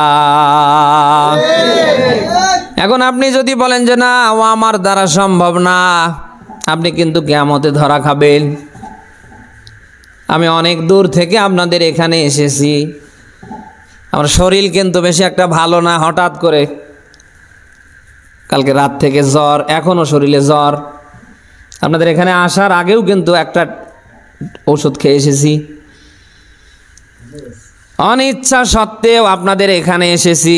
একদিকে মাহফিল নেই, অপরদিকে বিভিন্ন ঝামেলা, যাক আর কিছু হোক না হোক, যেন 10টা কথা আপনাদের শোনাতে পারি। অসুস্থ শরীর নিয়ে আপনাদের সামনে কথা বলছি। আমি আপনাদের একজন দ্বীনী ভাই, রক্তের সম্পর্কিত না হলেও একজন মুসলিম ভাই। আমি আপনাদেরকে বাঁচাতে চাই, মুসলিম ব্লাড, আমি আপনাদেরকে বাঁচাতে চাই। অন্তত এখনো সময় আছে, বাঁচার চেষ্টা করেন। যা করেছেন অসুবিধা নেই, অন্তত এখনো সময় আছে, ফিরে আসেন। জীবনে যত অপরাধেই করেন না কেন, আপনি যদি আল্লাহর দিকে অন্তত ফিরে আসতে পারেন, আপনার নিজের ভুলগুলি যদি আপনি স্বীকার করতে পারেন, প্রতিজ্ঞা করে যদি বলতে পারেন আল্লাহ যা করেছি আর সামনে করব না, মাফ করে দাও, এতটুকুন বলতে দেরি, আল্লাহ মাফ করতে দেরি না। ওই আল্লাহ প্রতিনিয়ত আপনাকে আমাকে আহ্বান করছে, বান্দা আমার দিকে ফিরে আসো, ওয়াসলিমুলা, আমার কাছে নত হও, আমার কাছে আত্মসমর্পণ করো। এতদিন ধরে নামাজ কালাম পড়নি, তাতে কি হয়েছে? আমার ইসলামের ফরজ বিধান মাননি বান্দা, তাতে কি হয়েছে? তোমার অপরাধ যদি পাহাড় পর্বতের সমান হয়, আমি আল্লাহর ক্ষমা মোটেও তার নিচে না, তার উপরে। আমি আল্লাহ বলছি আমার দিকে এখনো সময় আছে, ফিরে আসো, আমার কাছে নত হও, সারেন্ডার করো। ও বান্দা, আমি আল্লাহ বলছি তোমাকে আমি অবশ্যই মাফ করব। যার বাস্তব ব্যাখ্যা সূরা জুমারের 53 নম্বর আয়াতের মাঝে পাবেন। আল্লাহ তাআলা নিজেই গ্যারান্টি দিয়ে বলছে, বান্দা লা তাকনাতু মির রাহমাতিল্লাহ, আমার রহমত থেকে নিরাশ হও না। অপরাধ করেছো তাতে কি হয়েছে? ভরি ভরি গুনাহ করেছো তাতে কি হয়েছে? আমার বিধান এতদিন মানোনি তাতে কি হয়েছে? ও বান্দা, আমার রহমত থেকে নিরাশ হবা না। ইন্নাল্লাহা ইয়াগফিরুয যুনুবা জামিআ, আমি আল্লাহ মাফ করব তোমার জীবনের সব গুনাহ। এ গ্যারান্টি দিচ্ছে কে জানো? রাতের 1/3 আল্লাহ প্রথম আসমানে নেমে আসেন। প্রত্যেক বান্দা বান্দির ব্যাপারে আল্লাহ একই কথা বলেন, ও বান্দা আমার দিকে ফিরে আসো, আমার কাছে আত্মসমর্পণ করো, ভুল স্বীকার করো, সারেন্ডার করো। ও বান্দা, যত অপরাধেই হয় না কেন আমি আল্লাহ মাফ করব। এই চাচার দয়া আমার উপরে যতটুকুন, হামজা ভাইয়ের ভালোবাসা মহাব্বত আমার উপরে যতটুকুন, আপনাদের ভালোবাসা, আমার মা বাবা, আমার আত্মীয় স্বজন, আমার স্ত্রী সন্তান সন্ততির মহাব্বত ভালোবাসা যতটুকুন আমার উপরে, তার চেয়ে বেশি মহাব্বত ভালোবাসা আল্লাহ এই চাচার চেয়ে, হামজা ভাইয়ের চেয়ে, আপনাদের চেয়ে, আমার মা বাবা ভাই বোন, আমার স্ত্রী, আমার সন্তান সন্ততি, আমার ড্রাইভারের চেয়ে বেশি ভালোবাসে আমারে। বলেন 99 ভাগ মহাব্বত ওই আল্লাহর হাতে, 1 ভাগ মহাব্বত তামাম সৃষ্টিকুলের উপরে আল্লাহ ছড়িয়ে দিয়েছে। 1 ভাগ মহাব্বত তামাম সৃষ্টিকুলের ভেতরে, ওইভাবে আমরা অতটুকুন পেয়েছি। এতটুকুন মহাব্বত তামাম সৃষ্টিকুল বেবে মানুষ যারা আমাদের কাছ পর্যন্ত এসেছে, আমাদের কারোর কিছু হলে আমরা ঠিক থাকতে পারি না। যে আল্লাহর হাতে 99 ভাগ মহাব্বত, যে আল্লাহ তাআলা মানুষ বানাতে গিয়ে ফেরেশতাদের বললেন আমি দুনিয়ায় মানুষ বানাতে চাই, ফেরেশতারা নিষেধাজ্ঞা দিলেন এদেরকে দুনিয়ায় পাঠানোর দরকার নেই। একদিকে তোমার বিধান মানবে না, অপরদিকে এরা মারামারি করবে, রক্তপাত ঘটাবে, ক্ষমতার চেয়ারে কোনোভাবে বসতে পারলেই 71-41 টার্গেট নেবে। আল্লাহ একক সিদ্ধান্তে মানুষ বানালেন। পৃথিবীতে যত সৃষ্টি আছে সব সৃষ্টির ওপরে মানুষের সুন্দরতা আল্লাহ বাড়িয়ে দিলেন। পৃথিবীতে একটা সৃষ্টি আমারে দেখান যে সৃষ্টি মানুষের চেয়ে বেশি সুন্দরতা পেয়েছে। সকল সৃষ্টির ওপরে মানুষকে বেশি প্রাধান্য দিয়েছে কে জানো? ওয়ালাকাদ কাররামনা বানি আদম। আল্লাহ নিজেই বলছে আমি বানি আদমকে আমার সৃষ্টির ভেতরে আমি আল্লাহ ভিআইপি করেছি। সুবহানাল্লাহ বলতে পারেন না? যে মানুষকে আল্লাহ নিজ হাতে বানালেন, সকল সৃষ্টির উপরে সুন্দরতা বাড়িয়ে দিলেন, যে মানুষকে আল্লাহ সকল সৃষ্টির ভেতরে শ্রেষ্ঠত্ব দিলেন, এই মানুষ কিয়ামতে জাহান্নামে যাবে, জাহান্নামের আগুনের জ্বালানি খাবে। এটা আল্লাহ কি চায়? এজন্য আল্লাহ প্রতিনিয়ত প্রথম আসমানে নেমে আসে, রাতের বেলায় আল্লাহ ডাকতে থাকে আমার বান্দা বান্দিরা তোমরা কারা কোথায়, কি করেছো, অসুবিধা নেই, এখনো সময় আছে, আমি আল্লাহ ডাকছি, ফিরে আসো। তোমরা যদি আমার দিকে ফিরে আসতে পারো, ও বান্দা আমি আল্লাহ বলছি তোমাদের মাফ করে দেব। আপনি সূরা আলে ইমরান 3 নম্বর সূরার 4 নম্বর পারার 6 নম্বর পৃষ্ঠার প্রথম নম্বর লাইনের 133 নম্বর আয়াতে ব্যাখ্যা পাবেন। আল্লাহ নিজেই আহ্বান করছেন অসারিউ ইলা মাগফিরাতিম মির রাব্বিকুম। আল্লাহ নিজেই বলছেন বান্দা দৌড়াও আমার ক্ষমার দিকে। কে বলছেন? আল্লাহ। ও বান্দা তুমি যদি জিন্দা থাকতে আমি আল্লাহর ক্ষমা নিয়ে মরতে পারো, আমি আল্লাহ বলছি আমার চিরন্তন জান্নাতের মালিক তোমারে বানিয়ে দিব। যে জান্নাতের বিশালতা জমিন আর আসমান। আপনি সূরা বানী ইসরাইলের 25 নম্বর আয়াতে সেম ব্যাখ্যা পাবেন। আল্লাহ পাক বলেন রব্বুকুম আ'লামু বিমা ফি নুফুসিকুম ইন তাকুনু সালিহিন ফাইন্নাহু কানা লিল আওয়াবিনা গফুরা। বলেন আল্লাহু আকবার।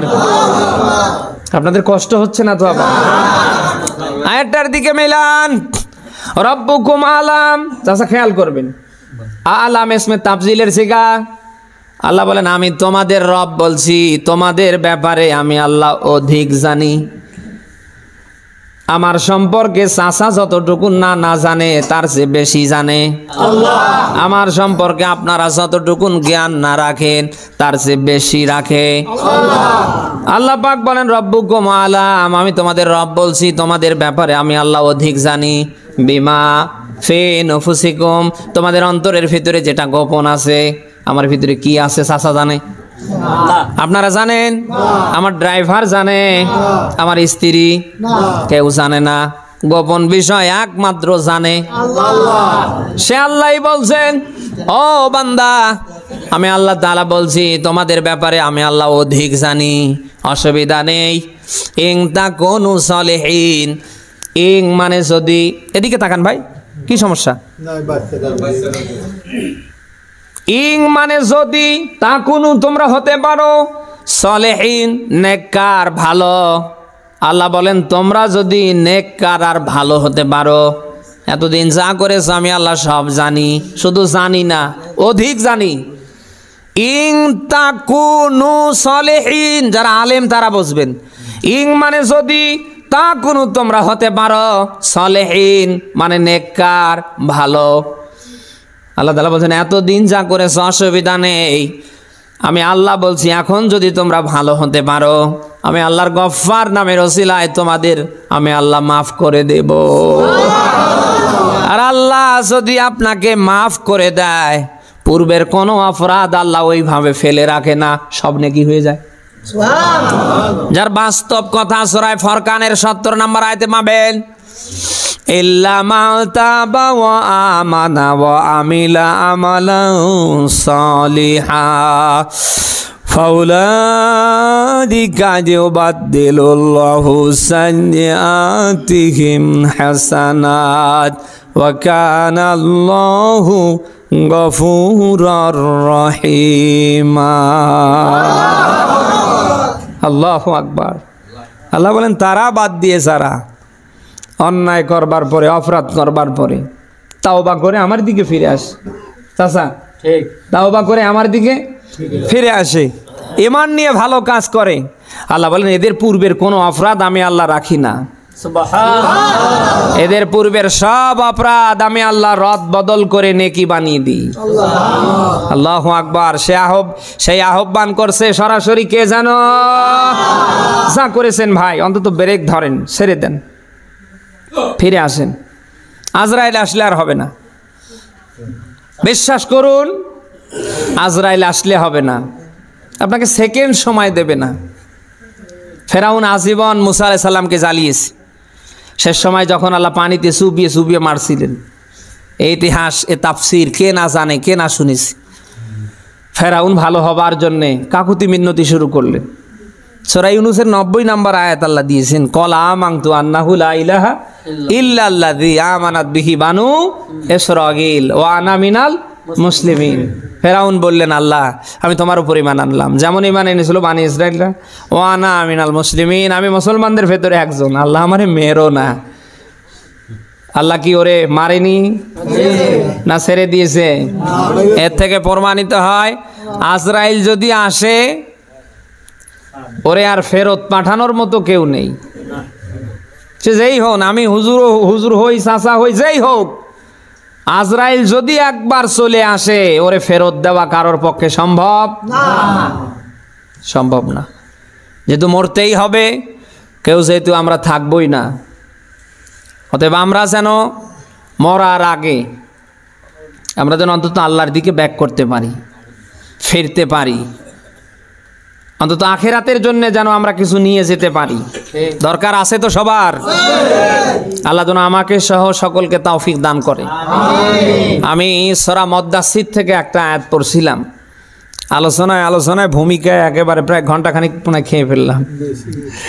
আল্লাহ তাআলা বলছেন কুল্লু নাফসিম বিমা কাসাবাত রহিনা, প্রত্যেকটা মানুষ কিয়ামতের ময়দানে ধরা খাবে তার কর্মের কারণে।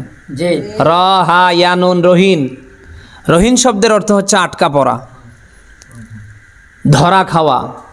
আপনি শুনতেছেন? আল্লাহ বলেন প্রত্যেকটা মানুষ কিয়ামতের ময়দানে ধরা খাবে, আটকা পড়বে, জাহান্নামে যাবে তার কর্মের কারণে। এই আয়াত থেকে প্রমাণিত হয় যার যেমন কর্ম হবে আল্লাহ তাকে তেমন প্রতিফল দেবে। ওয়ালা ইউজলামুনা নাকির, তিনি কারোর উপর জুলুম করবেন না। যেমন কর্ম করবেন আপনাকে তেমন প্রতিফল আল্লাহ দেবে। দুনিয়াটা হচ্ছে আখেরাতের একটা বাজার, যদিও হাদিসটির সনদ মতন চাচা ঠিক নেই। আর দুনিয়া মাজরাতুল আখেরা, দুনিয়া আখেরাতের বাজার। ভাবার্থটা বলছি, আজকের এই দিনে 10টার সময়, সকাল 10টায় যারা বাজারে গিয়েছেন, নিঃসন্দেহে বাজার করার সময় ভালো কিছু নিয়ে এসেছেন। আপনি দুপুরবেলা কিন্তু খাতে বসে তাই পেয়েছেন, এমনকি রাতে তাই পাবেন। বলে না কেন? তাহলে যেমন বাজার করেছেন আপনার খাদ্যমন্ত্রী বেগম কিন্তু ওই রকমই রান্না করেছে। ঠিক একইভাবে দুনিয়াটা আখেরাতের একটা বাজার। এখানে যা করবেন কিয়ামতে আল্লাহ তাআলা আপনাকে তাই দেবে। ভালো মন্দের জ্ঞান কোন সৃষ্টিকে আল্লাহ দেয়নি। ফালহামাহা ফুজুরহা ওয়া তাকওয়াহা, একমাত্র যারা মানুষ তাদেরকেই আল্লাহ ভালো মন্দের জ্ঞান দিয়েছে। অতএব কি করছেন, কোনটা ন্যায় কোনটা অন্যায়, কোনটা সত্য কোনটা মিথ্যা, কোনটা হক কোনটা বাতিল, আপনি কিন্তু সব জানেন। অন্তত এটা বোঝার মতো, আন্দাজ করবার মতো, আইডিয়া করবার মতো আল্লাহ একটা জ্ঞান আপনাকে দিয়েছে। এখন ভালো মন্দের জ্ঞান পাবার পরে যদি আপনি ভালোটা নিতে না পারেন, আপনি কিন্তু আর মানুষের ভিতরে নেই। আপনি মানুষরূপী জানোয়ার।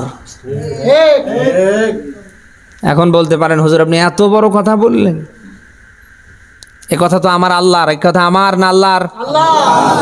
আপনি সূরা আরাফ 7 নম্বর সূরার 9 নম্বর পারার 13 নম্বর পৃষ্ঠার প্রথম নম্বর লাইনের 179 নম্বর আয়াতের শেষ অংশে দেখবেন আল্লাহ বলেন ভালো মন্দের জ্ঞান পাবার পরে কোন মানুষ যদি ভালোটা গ্রহণ করতে না পারে, উলাইকা কাল আনআম, উলাইকা শব্দ দিয়ে আল্লাহ দেখিয়ে দিলেন এই লোকগুলোই, এই মানুষগুলোই চতুষ্পদ জন্তু জানোয়ার, বালহুম আদল। পরেরটা আরো কঠিন, তার চেয়েও খারাপ। যে মানুষের কান থাকার পরে, চোখ থাকার পরে, বিবেক থাকার পরে, চোখ দিয়ে দেখে, কান দিয়ে শুনে, বিবেক দিয়ে চিন্তা ভাবনা করবার পরে যে মানুষটা খারাপই ছেড়ে ভালোর দিকে আসতে পারে না, আল্লাহ উলাইকা শব্দ লাগিয়ে আল্লাহ দেখাচ্ছেন, বোঝাচ্ছেন এই লোকগুলি চতুষ্পদ জন্তু জানোয়ার, কুত্তার চেয়েও খারাপ। এর ব্যাখ্যায় মুফাসসিরিন কেরাম কুকুর কেন নিয়ে আসলেন? কুকুর একটা প্রাণী, আপনি কিছু খাওয়ার অভ্যাস করবেন, দেখবেন আপনার যেখানেই দেখবে সেখানেই যাবে। বলেন না কেন? 2-4-5 দিন একটু খাওয়ানোর অভ্যাস করেন, দেখবেন একবার বাড়ি পর্যন্ত আসবে, মরে যাবে, এর পরও আপনার বাড়ি ছাড়বে না। রাত 3টার দিকে চোর ডাকাতরা আসছে, যেমন আমাদের দেশে এখন গণহারে ডাকাতি চলছে না, চাঁদাবাজি চলছে না, এই ডাকাতি করার জন্যে, চুরি করার জন্যে, চাঁদাবাজি করার জন্যে রাতের গভীরে আপনার বাড়িতে মনে করেন যে 2-4-5 জন মানুষ আসছে। কুকুর তো আর জানে না যে এই লোকগুলি কারা, সে তো আর আপনার মতো ভাষায় আপনাকে ডাকতেও পারছে না, সে কিন্তু তার ভাষায় ঘেউ ঘেউ করেই যাচ্ছে, ঘেউ ঘেউ করে না? সে আপনাকে বোঝাতে চাচ্ছে মালিক রাত বাজে 3টা, দেখো তোমার বাড়ির সামনে একদল লোক এসেছে, এরা কারা? এরা চাঁদাবাজি করবে না তোমার কোনো সুসংবাদ নিয়ে এসেছে? আপনি আমার কথা কি শুনতেছেন? সামান্য একটু খাওয়ানোর অভ্যাস করার কারণে কুকুর যদি এমন দায়িত্ব নিয়ে সারা রাত এই শীতে আপনার খানকায়, আপনার বাড়ির দরজার সামনে, গেটের সামনে পড়ে থাকতে পারে, অপরিচিত কোনো মানুষ দেখলে ঘেউ ঘেউ করে আপনাকে সতর্ক করতে পারে, আপনাকে কি দেয়নি আমার আল্লাহ আমারে বলেন? কত সুন্দর দুইটা পায়ের জায়গায় পা দিয়েছেন, কত সুন্দর দুইটা হাত দিয়েছেন, কানের জায়গায় কান দিয়েছেন, চোখের জায়গায় চোখ দিয়েছেন। আরে ভাই, জমি জায়গা ব্যাংক ভর্তি টাকা দেয়নি তাতে কি হয়েছে? অন্তত আপনাকে তো একটা সুস্থ বডি দিয়েছে। আপনি জানতো যে লোকটার চোখ নেই, যে চোখে দেখে না, একটা চোখের দাম তার কাছে কত কোটি টাকা? আপনি জানতো ওই লোকটার কাছে যে লোকটা কানে শোনে না, ওর কাছে কানের কত দাম? আপনি জানতো ওই লোকটার কাছে যার দুইটা কিডনি নষ্ট হয়ে গিয়েছে, ডায়ালিসিস করা, এক একটা কিডনির দাম কত? আপনি জানতো ওই লোকটার কাছে যে লোকটা বিভিন্ন রোগ ব্যাধিতে আক্রান্ত। আপনাকে আল্লাহ 10 বিঘা জমি দেয়নি, 10 লক্ষ টাকা দেয়নি, তাতে কি হয়েছে ভাই? আপনাকে তো অন্তত আল্লাহ তাআলা পা থেকে মাথার চুল পর্যন্ত একটা সুস্থ বডি দিয়েছে। এত কিছু পাবার পরে এখন আপনি যদি আল্লাহর দিকে ফিরতে না পারেন, আপনার মতো আহাম্মক কপাল পরা আর কে আছে আমার? বলেন। আবারও বলছি, যেমন কর্ম করবেন আল্লাহ আপনাকে তেমন কি। এই জন্যে সূরা আদিয়ার 5 নম্বর আয়াতে আল্লাহ ব্যাখ্যা দিয়েছেন, ইন্নাল ইনসানা লিরাব্বিহি লাকানুত। আল্লাহ বলেন মানুষ বড় নিমক হারাম। এ কথা বানালাম না, কোরআনে আছে। আল্লাহ বলেন মানুষ বড় নিমক হারাম, এদেরকে কত কিছু দিয়েছি, এরপরও তারা আমার শুকুর করতে চায় না, আমার বিধান মানতে চায় না, আমার বিরুদ্ধে কথা বলে, আমার বিধানের বিরুদ্ধে কথা বলে। কুতিলাল ইনসানু মা আকফারা, ধ্বংস হোক মানুষ, কারণ সে অকৃতজ্ঞ, নিমক হারাম। তাকে এত কিছু দিয়েছি, এরপরও সে আমার বিধান মানে না, আমার আইন মানে না, সে আমার হুকুম মানে না, সে আমার শুকুর করে না। না, এরকম মানুষ এই এলাকায় নেই, অন্য এলাকায় আছে। কি দেয়নি আপনাকে আমারে বলেন তো? অন্তত এই দিকে তাকিয়েও তো ভালো কাজ করার দরকার। কি নিয়ে যেতে পারবেন? এই যে চাচার ভাতিজা মারা গিয়েছে, কিছু নিয়ে যেতে পেরেছে? নিয়ে যাবে কিভাবে? সে সিস্টেমে তো নেই। কারণ জীবনের শেষ সম্বল 3 টুকরো সাদা কাপড়। কোনো পকেট আছে? অথচ এই চাচার এই যে কোটির মধ্যে দেখেন পকেট, আমার কোটি, এই যে জুব্বা, পকেট নেই? এমন কোন জামা বাদ আছে যে জামা পকেট ছাড়া তৈরি হয়? তো জীবনের শেষ সম্বল 3 টুকরো কাপড়, তো পকেট নেই। পকেট আছে? আপনি হালাল ভাবে, হারাম ভাবে, অন্যায় ভাবে, অবৈধ ভাবে যা করছেন নিয়ে যাবেন, সে পকেট তো নেই। 3 টুকরো সাদা কাপড় আপনার জীবনের শেষ সম্বল। এতদিন ধরে যা করেছেন, দামি জুতো পরে থাকবে, দামি পোশাক পরে থাকবে, হাতের ঘড়ি পরে থাকবে, আপনার খাট পালং লেপ তোষক, এক কথায় যা আছে কোনোটা যাবে না। ঠান্ডা ঠান্ডা করে করে, হুজুর ঠান্ডা, ফজরের নামাজে কেন আসেন না ভাই? ঠান্ডা। আল্লাহ না করুক আপনি যদি ঠান্ডায় মরে যান, আপনাকে কি গোসল দেয়া বাদ দিয়ে কাফন করবে?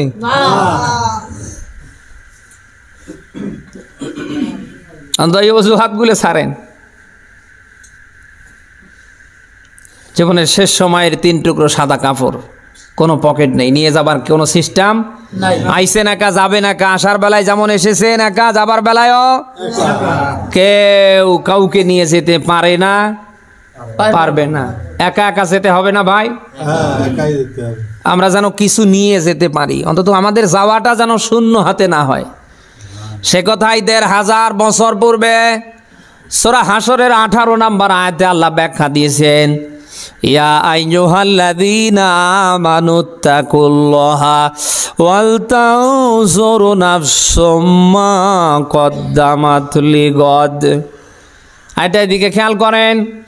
শুরুতে আল্লাহ তাআলা ইমানদার যারা, মুমিন যারা, যাদের ইমান আছে আল্লাহর প্রতি, আখিরাতের প্রতি, পরকালের প্রতি যাদের বিশ্বাস আছে, আল্লাহ এমন ইমানদার মুমিনদেরকে আল্লাহ ডাক দিলেন। ডাক দিয়ে আল্লাহ বললেন আমারে ভয় করো, আর প্রত্যেকেই চিন্তা ভাবনা করে দেখো আখিরাত পরকালের জন্য তোমরা কি পাঠিয়েছো। কে বলছেন এই কথা?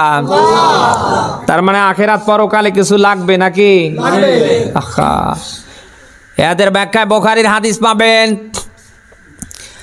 নবীজি সেদিন তার হালে বায়াতদেরকে এ কথাটি বলছিলেন, আমার স্ত্রী, আমার কলিজার টুকরো সন্তান মা ফাতেমা, তোমরা আমার উপরে ভর করে থাকো না, কে আমাদের কঠিন মুসিবতের দিনে আমি তোমার বাবা মুহাম্মদ রাসূলুল্লাহ তোমাদেরকে বাঁচাতে পারবো না। হে আমার প্রাণের স্ত্রী আয়েশা, এ আমার কলিজার টুকরো ফাতিমা, আমার উপর ভর করে থাকো না। কিয়ামতে যদি বাঁচতে চাও বেশি থেকে বেশি দুনিয়ায় জিন্দা থাকতে ভালো কাজ করে নাও। সুবহানাল্লাহ বলতে পারেন না? নবীজির মতো মানুষ যদি তার হালে বায়াতদেরকে এমন কথা বলতে পারে, আজ আপনার নামাজ নেই, কালাম নেই, আল্লাহ নাই, রসুল নেই, আখিরাত পরকাল কিচ্ছু নেই, আছে শুধু খাও খাও। ধান্দা শুরু হয়ে গিয়েছে, কাক ঠকে যেন কেউ সামনে বড় লোক হতে পারে। বলে না কেন? এ ধান্দায়, এ প্রতিযোগিতায় চলছে না এই দেশ? আমরা দেখতে পাচ্ছি যার যত হয় ওর তত আরো আকাঙ্ক্ষা বাড়ছে।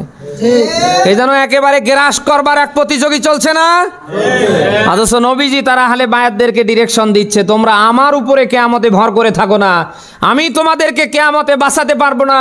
যদি তোমরা বাঁচতে চাও তাহলে জিন্দা থাকতে আজরাইল আসার আগে ভালো কাজ করে নাও। আপনি কি করছেন বলেন? নামাজ নেই, কালাম নেই, আল্লাহ নাই, রসুল নেই, শুধু খাও খাও আর ধান্দাবাজিতে চ্যাম্পিয়ন। আল্লাহর সামনে দাঁড়াতে হবে না? সবাই ছেড়ে দিলে তিনি ছেড়ে দেবে। সেই আখিরাত পরকালের জন্য আপনি কি পাঠিয়েছেন? প্রশ্ন ছুড়ে দিচ্ছেন কে? ইন্টারোগেটিভ সেন্টেন্স জুড়িয়ে দিচ্ছেন আল্লাহ। ওয়াল তানজুর নাফসুম মা কদ্দামাত লিগত। তোমরা প্রত্যেকেই ভেবে দেখো, চিন্তা করে দেখো আখিরাতের জন্য, পরকালের জন্য তোমরা কি পাঠিয়েছো। আমাদের কি আছে? কি আছে আমাদের? সামান্য, বিশেষ করে যারা আমরা একটু 5 ওয়াক্ত নামাজ পড়ি, যারা নামাজ পড়ে না আমরা ওদের দেখতে পারি না। নেই এরকম? মানে কি হনুরে, যারা ঠিক মতো দাড়ি রেখেছে, একটু টুপি পরে, পাঞ্জাবি পরে, একটু ভালো কাজ যারা করে, যারা করে না ওদের দেখতেই পায় না। আরে ভাই, আপনার এই নামাজ, রোজা, দাড়ি, টুপি কিয়ামতে আপনাকে বাঁচাবে কে বলেছে? না না, আমি ওই কথা বলিনি। আপনি আল্লাহর বান্দা হয়ে আর একজন আল্লাহর বান্দাকে অবজ্ঞা করেন, আপনি সাহস পেলেন কোথায়? লোকটা যদিও নামাজ না পড়ে, রোজাও না রাখে, ইসলামের ফরজ বিধান মানছে না, লোকটা আল্লাহর বান্দা তো। বলেন না কেন? নামাজ পড়ে না, আপনার তো মৌলিক দায়িত্ব হচ্ছে লোকটাকে নামাজের দিকে ইনভাইট করা। কয়দিন তার বাড়িতে গিয়েছেন? কয়দিন তারে নামাজের দাওয়াত দিয়েছেন? মসজিদে বসে ফতোয়াবাজি করেন, কাফের পর্যন্ত অনেকে ফতোয়া দেয়। কয়দিন গিয়েছেন ওই লোকটার বাড়ির দ্বারে? ওই লোকটার স্ত্রী বেপরদায় ঘরে, ওই লোকটার মেয়ে বেপরদায় চলে, কয়দিন গিয়ে বুঝিয়েছেন? ওই মেয়েটারে ডাকিয়ে কয়দিন বলেছেন, মা তোমার বয়স হয়েছে এখন 15-20-এর উপরে, তো এই অশালীন পোশাকগুলো না পরে অন্তত একটা বোরকা পরলে হয় না? তুমি একদিনও বললেন না, অথচ মসজিদ গরম করেন, চার দোকান গরম করে ফেলেন। না, এরকম স্বভাবের মানুষ যদিও এলাকায় নেই।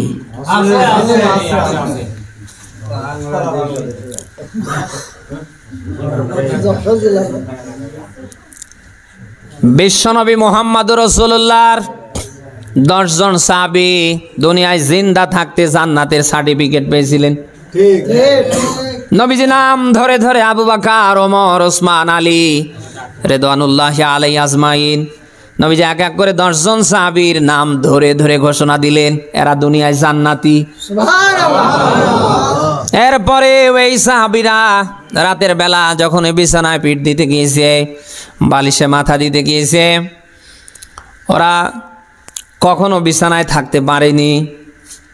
প্রায় সময় রাতের বেলা দাঁড়িয়ে দাঁড়িয়ে কেউ নামাজে কাটিয়েছে, কেউ আবার কোরআনে কারিম খুলে খুলে চিল্লায় পড়েছে। সুবহানাল্লাহ। নবীজি মাঝে মাঝে রাতের বেলা শব্দ ভেসে বের হতেন। মাঝে মাঝে সাহাবীদের বাড়ির ধারে ওর বাড়ির ধারে নবীজি ঘুরে ঘুরে দেখতেন আমার কোন সাহাবী রাতের বেলা ঘুমায় আর কারা দাঁড়িয়ে আল্লাহকে খুশি করে।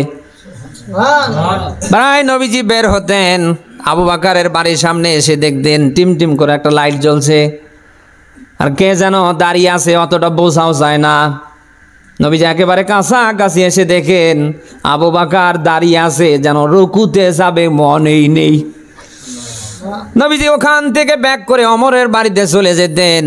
বাড়িতে যাওয়ার আগেই এত চিল্লানি আওয়াজ পেতেন, চিল্লায় হযরতে ওমর কোরআন কারীম তেলাওয়াত করছেন। সুবহানাল্লাহ। নবীজি আস্তে আস্তে একেবারে তার বাড়ি পর্যন্ত চলে গেলেন। নিজের চোখে দেখেন ওমর আসতে না শরীরে যত শক্তি আছে ব্যয় করে যেন কোরআন পড়ছে। বিশ্বনবী মোহাম্মদ রাসূলুল্লাহর জামাতা হযরতে ওসমান রাদিয়াল্লাহু তাআলা কি পরিমাণ ভয় তাদের জীবনে ছিল।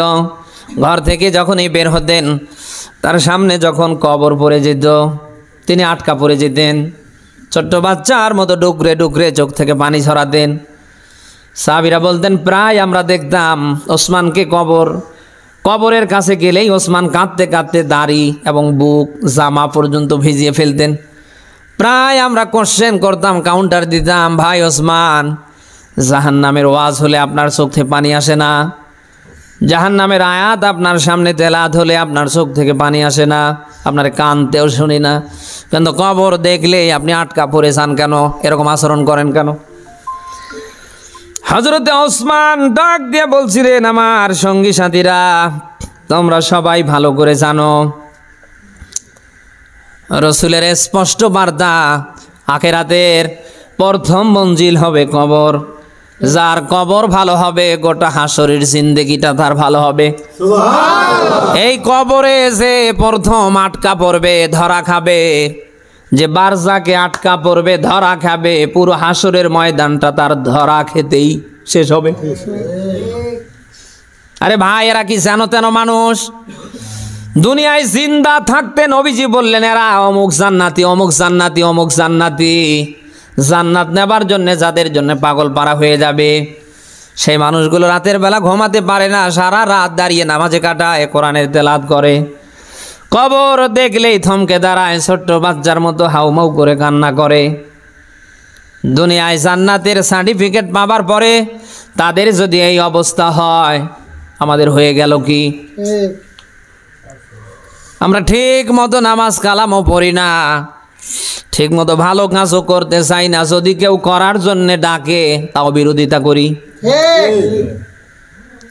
যা করছেন অন্তত ঠান্ডা মাথায় চিন্তা ভাবনা করে করেন।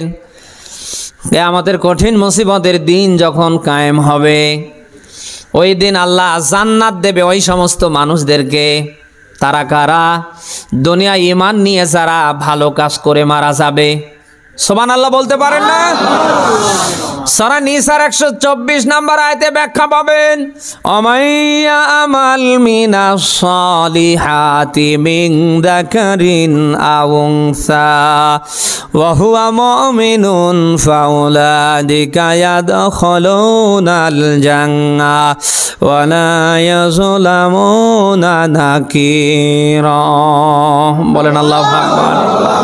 আয়াতের দিকে খেয়াল করেন, আল্লাহ পাক বলেন পুরুষ হোক আর নারী হোক যারা এই দুনিয়ায় ঈমান নিয়ে ভালো কাজ করবে অথবা তাদেরকে জান্নাতে প্রবেশ করা হবে। সুবহানাল্লাহ। জান্নাতে যাবার আশা আছে তো? আছে। আপনি যদি ওই দিন আল্লাহর জান্নাতে যেতে চান আপনাকে আমি আহ্বান করে বলছি, অনুরোধ করে বলছি, ভালো কাজ বেশি বেশি শুরু করেন। যেখানে এই ভালো কাজ দেখবেন সেখানেই জড়িয়ে পড়বেন। কেউ ভালোর দিকে ডাকলে আর দেরি নেই, 180 মাইল বেগে দৌড়ানি দিয়ে শুরু করবেন।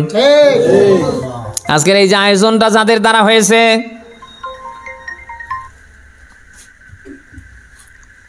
আজকের এই আয়োজনটা যাদের দ্বারা শুরু হয়েছে, এরকম ভালো ভালো কাজ যাদের দ্বারা শুরু হবে, এই লোকগুলি হয়তো আজ আছে কাল থাকবে না, কিন্তু এই কাজগুলি যদি এইভাবে চালু থাকে কিয়ামত পর্যন্ত এদের আমলনামায় সওয়াব পাঠাবে।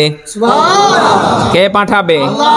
মানুষের ইন্তেকালের পরে সব আমলের দ্বার আল্লাহ বন্ধ করে দেয়। 3টা আমলের দ্বার কিয়ামত পর্যন্ত আল্লাহ খুলে রাখে, তার ভিতরে সদকায়ে জারিয়া একটা।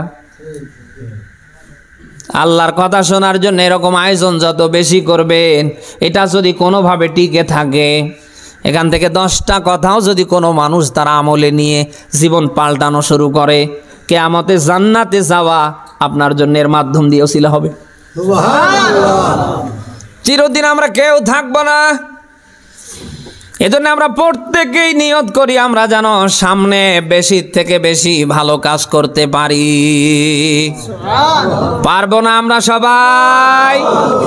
ফাইদা ফারাগতা ফাংসব ওয়া ইলা রাব্বিকা ফারগাব। আল্লাহ বলেন, হে নবী, যখন সময় পাবেন তখনই ভালো কাজ শুরু করবেন। কে বলছেন? কাকে? আল্লাহু আকবার। আল্লাহ প্রদত্ত ঘোষিত নেতা মুহাম্মদুর রাসূলুল্লাহ সাল্লাল্লাহু আলাইহি সাল্লাম।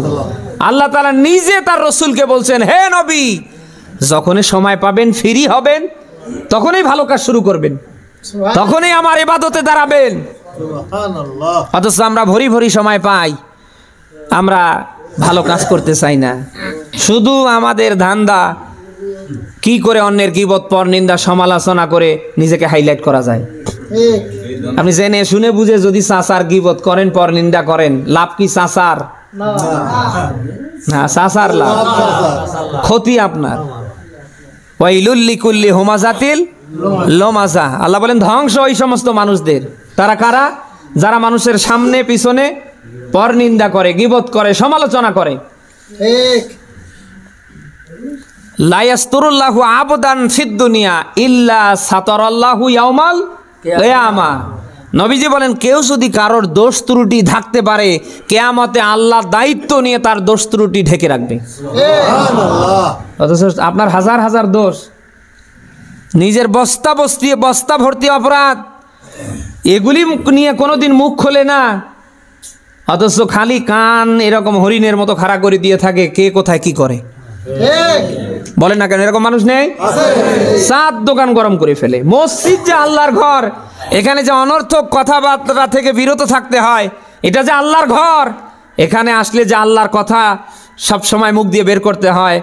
এদেশে আমরা দেখতে পাই 100-র ভেতরে 98 জন মুসল্লি মসজিদ পর্যন্ত মানে না। আসার পরে গীবত, পরনিন্দা, সমালোচনা, এর বউ কি করেছে, ওর বউ কি করেছে। আরে শয়তান, তোর বউ কি করে তুই জানিস না? গীবত, পরনিন্দা, সমালোচনা করবেন না। কিয়ামতের কঠিন মুসিবতের দিন যখন কায়েম হবে, এক শ্রেণীর নামাজি, রোজাদার, হজ ওমরাকারী, দাড়ি টুপিওয়ালা, ওরা শুধু কাঁদতে থাকবে। লোকেরা জিজ্ঞেস করবে, কিরে ভাই, কান্না করিস কেন? তুই তো নামাজি ছিলি, তোরে তো দেখেছি রমজান মাসে 30টা রোজা দিতে, তোরে তো দেখেছি বারবার হজ ওমরা করতে, কিরে ভাই কান্না করছিস কেন? তখন লোকটা বলবে, ভাই এই জন্যই কান্না করছি, আজ আমার জীবনে ভালো বলতে কিছু নেই। ভালো বলতে কিছু নেই। ভালো বলতে কিছু নেই মানে? ফেরেশতারা তখন জবাব দেবে, আল্লাহর বান্দা তুমি কি করে টের পাচ্ছ না? ও নামাজও পড়েছে, রোজাও রেখেছে, বারবার হজ ওমরা করেছে, কিন্তু ওই লোকটা সর্বাগ্রে মানুষের পরনিন্দা, সমালোচনা, গীবত করে বেড়ায়। এই লোকটা সমালোচনা, গীবত, পরনিন্দা করবার কারণে ওর জীবনের যত ভালো কাজ, যার গীবত, পরনিন্দা, সমালোচনা করেছে, ওর জীবনে যে উঠেছে। আর ওই লোকটার যত বদ আমল সব এর ঘাড়ে এসে জমা হয়েছে। আপনি কি চান কিয়ামতে এরকম হতভাগা হয়ে আপনি দাঁড়ান? এই জন্য আমরা গীবত করব না, কারোর পরনিন্দা করব না, কারোর সমালোচনা করব না। পারবো তো ইনশাল্লাহ? এই সূরা মুদ্দাসসিরের এই 38 থেকে প্রায় 44 নম্বর আয়াত পর্যন্ত জাহান্নামে যাওয়ার 4টা কারণ আছে। তার ভিতরে এটাও একটা, ওমা কুন্না নাখুদু মাল খায়দিন। কিয়ামতে আল্লাহ জিজ্ঞেস করবে, কিরে জাহান্নামে কেন আইছো? তখন এরা বলবে যে, আল্লাহ আমরা দুনিয়ায় ছিলাম সমালোচনাকারী, নিজের হাজারো বস্তা ভর্তি অপরাধ ছিল, কোনোদিন এটা মনেই করতাম না, আমাদের সামনে কেউ করলে তখন সালিশ বসাতাম।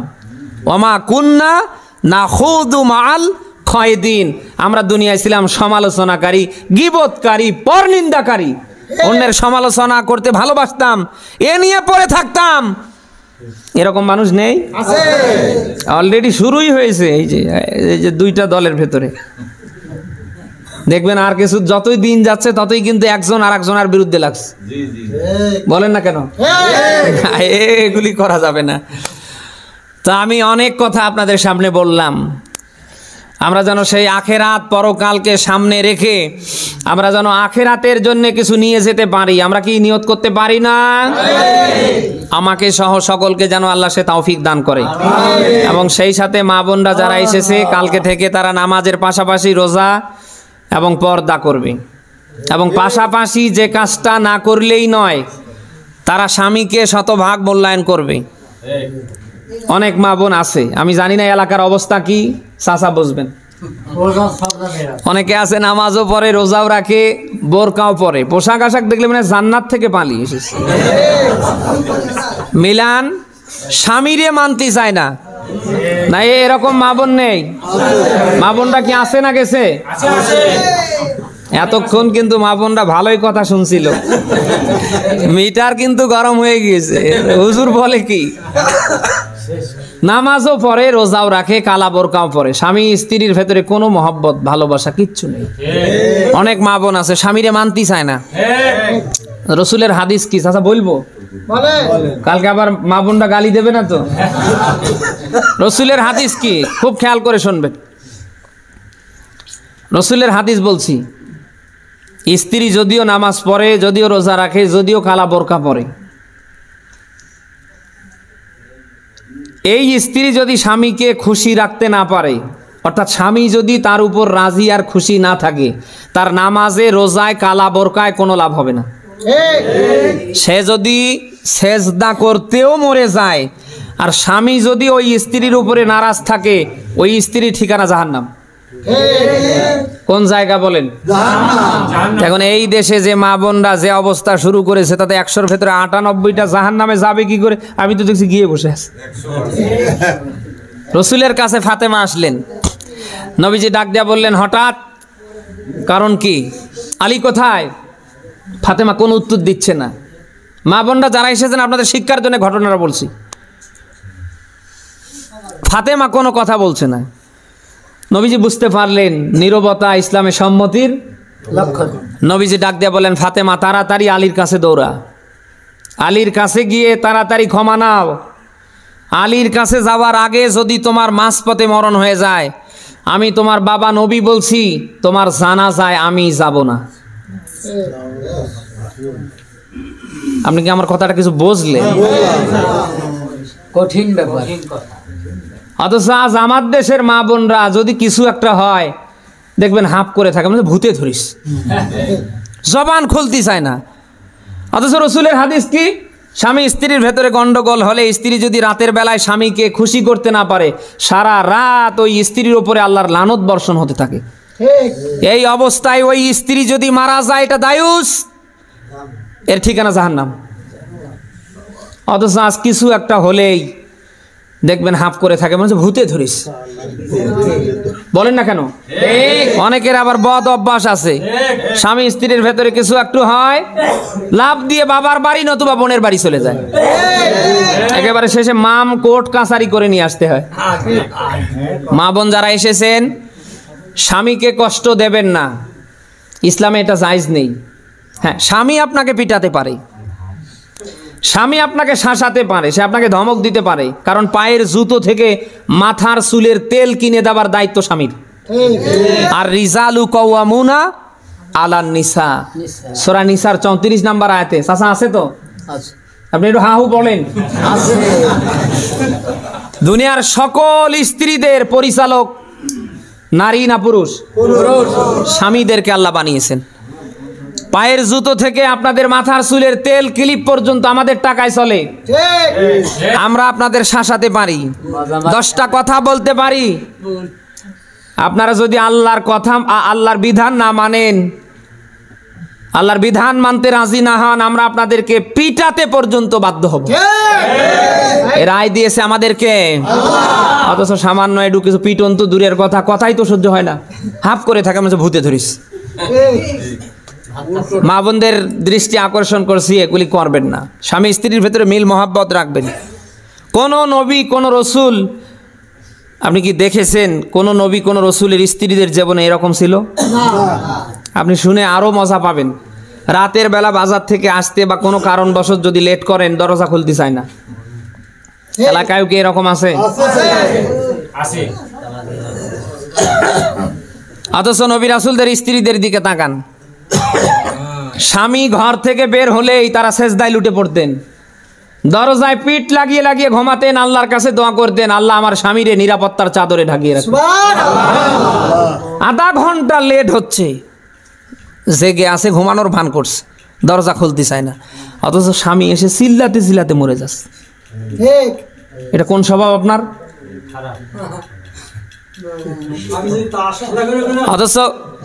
অথচ ইসলাম কি বলে? রসুলের হাদিস কি? রসুলের হাদিস কি? স্ত্রী যদি ফরজ নামাজ নিয়েও রাতের বেলা দাঁড়িয়ে থাকে, স্বামী বেচারা এসে দরজায় নক দিয়েছে, স্ত্রীর কাজ হবে ফরজ নামাজটাকে তাড়াতাড়ি শেষ করে স্বামীর ডাকে সাড়া দিয়ে স্বামীকে ঘরে নেয়া। বদবাকি কোনো নামাজ নিয়ে যদি দাঁড়িয়ে থাকে, ওই নামাজ ছেড়ে দিয়ে স্ত্রীর কাজ হবে দরজা খুলে স্বামীকে ভিতরে নেয়া। আমরা দেখতে পাই দরজা খোলার পরে মুখের দিকে তাকা যায় না, মনে হচ্ছে ভূতে ধরিস। এই যে শীতের রাত, ঠান্ডা পানি গরম করে, ঠান্ডা খাবার গরম করে নিয়ে এসে আপনার খাওয়াবে কি করে? ওর তো মুখের দিকে তাকালেই খিদা মিটে যায়। আপনারা কেমনে ওই জান্নাতের আশা করছেন? আমি আবারও বলছি, স্বামীকে যদি আপনার উপরে আপনি খুশি রাখতে না পারেন, আপনার নামাজে রোজায় কালা বোরকায় 4 পয়সার লাভ হবে না। রসুলের একটা হাদিস বলেই আমি শেষ করব। নবীজি বলেন, স্ত্রী যদি মাংস পাকানোর মতো কাজেও থাকে, রুটি বানানোর মতো কাজটাও করে থাকে, এই মুহূর্তে স্বামী যে কোনো জায়গা থেকে এসেছে, ডাক দিয়ে বলছে, আব্দুল্লাহর আম্মু, আয়েশার আম্মু কোথায়? স্ত্রীর কান পর্যন্ত চলে গিয়েছে। এই মুহূর্তে স্ত্রীর কাজ হবে ওই গোস্ত পাকানোর মতো কাজ, রুটি বানানোর মতো কাজটা ছেড়ে দিয়ে স্বামীর সামনে এসে দাঁড়ানো। অথচ স্বামী বেচারা মাঠ ঘাট, রোড ঘাট, রাস্তা পথে, মাঠে ঘাটে অনেক কষ্ট করার পরে দুপুরবেলা বাড়িতে আসে, গোসল করতে গিয়ে একটা তোয়ালা, একটা গামছার জন্য সিললে মরে যায়। ওরা তো দেয়ই না, আরো উল্টো দিকে ধমক দেয়, গোলামের বেটা, গোলাম নিয়ে যেতে পারিস না। মা বোনরা যারা এসেছেন, সমস্ত নবী এবং রসুলদের স্ত্রীর জীবনীগুলি আপনি পড়বেন, দেখবেন তারা স্বামীকে কতটা মহব্বত করতো, ভালোবাসতো। প্রত্যেকটা নবী এবং রসুলের স্ত্রীরা স্বামীকে নিজ হাতে গোসল দিয়েছেন। তার বাস্তব প্রমাণ, আয়েশা সিদ্দিকা রাদিয়াল্লাহু তাআলা আনহা রাসূলুল্লাহকে গোসল দিতে গিয়ে আঙ্গুল ফেটে ফেললেন। নবীজির গোসল শেষ, পানির দিকে তাকিয়ে দেখে পানির রং যেন লাল হয়ে গেছে। নবীজি ডাক দেয়া বলেন, আয়েশা, আজকে পানির রং পরিবর্তন হলো নাকি? আয়েশা সিদ্দিকা রাদিয়াল্লাহু তাআলা আনহা ডাক দেয়া বলেন, হে রাসূল, পানির রং পরিবর্তন হয়নি, বরং আপনি যে কাঠের উপরে, তক্তার উপরে উঠেছেন, এই তক্তার একটা কোণা আমার একটা আঙ্গুলের উপরে লেগে আমার একটা আঙ্গুল ফেটে গিয়েছে। নবীজি ডাক দেয়া বলেন, আয়েশা, আমারে কেন উঠতে বললে না? তুমি আমারে বললে তো আমারে কষ্ট হতো না। আয়েশা সিদ্দিকা রাদিয়াল্লাহু তাআলা আনহা ডাক দেয়া বলেন, হে রাসূল, আমার শুধু আঙ্গুল না, আমার কলিজা পর্যন্ত যদি ফেটে যেত, আপনাকে আমি উঠতে বলতাম না। এর থেকে প্রমাণিত হয়, কোন স্ত্রী যদি তার স্বামীকে নিজ হাতে গোসল দিয়ে ফেলে, যত ফোঁটা পানি জমিনে পড়বে, প্রত্যেকটা ফোঁটার বিনিময় একটা করে নেকি আল্লাহ আমলনামায় দান করবে। মা বোন যারা এসেছেন, পারলে কালকে থেকে আমল করবেন, যদি পারেন। আপনারা অনেকে আছে, বলেন না কেন? মা বোনরা যদি পারেন, কালকে থেকে আমলটা করবেন, স্বামী স্ত্রীর ভেতরে মহাব্বত কমবে না, বাড়বে। আর একটা আমল দিয়ে যাই, স্বামীর জন্য নিত্য নতুন কাপড় চোপড় পরে রেডি হয়ে থাকবেন। স্বামীর জন্য যতক্ষণ সাজবেন, এটা নফল নামাজে পরিণত করবে কে? আপনার এই সুন্দরতার দিকে তাকিয়ে স্বামী যদি মুস্কি হাসি দেয়, আপনার জীবনের সব সগীরা গুনাহ আল্লাহ মাফ করে দেবে। কালকে থেকে এই কাজগুলির পাশাপাশি স্বামীকে দেখা মাত্রই সালাম দেবেন, কারণ সালামের ভেতরে মহব্বত ভালোবাসা বাড়ায় কে? আল্লাহ। 2 নম্বরে স্বামী আসলেই স্বামীকে দেখা মাত্রই মুস্কি হাসি দেবেন। আজকে তো মা বোনদের কোনো মুখে হাসি নেই। মাঠ ঘাট থেকে বাজার ঘাট থেকে আসবেন এক মেজাজে, বাড়ি দেশে ওর মুখের দিকে তাকিয়ে বলেন না কেন? না, এইরকম করে থাকবেন না। স্বামীর সাথে মুস্কি মুস্কি হাসি, মুস্কি মুস্কি মনোভাব নিয়ে স্বামীর সামনে দাঁড়াবেন, হেসে হেসে কথা বলবেন।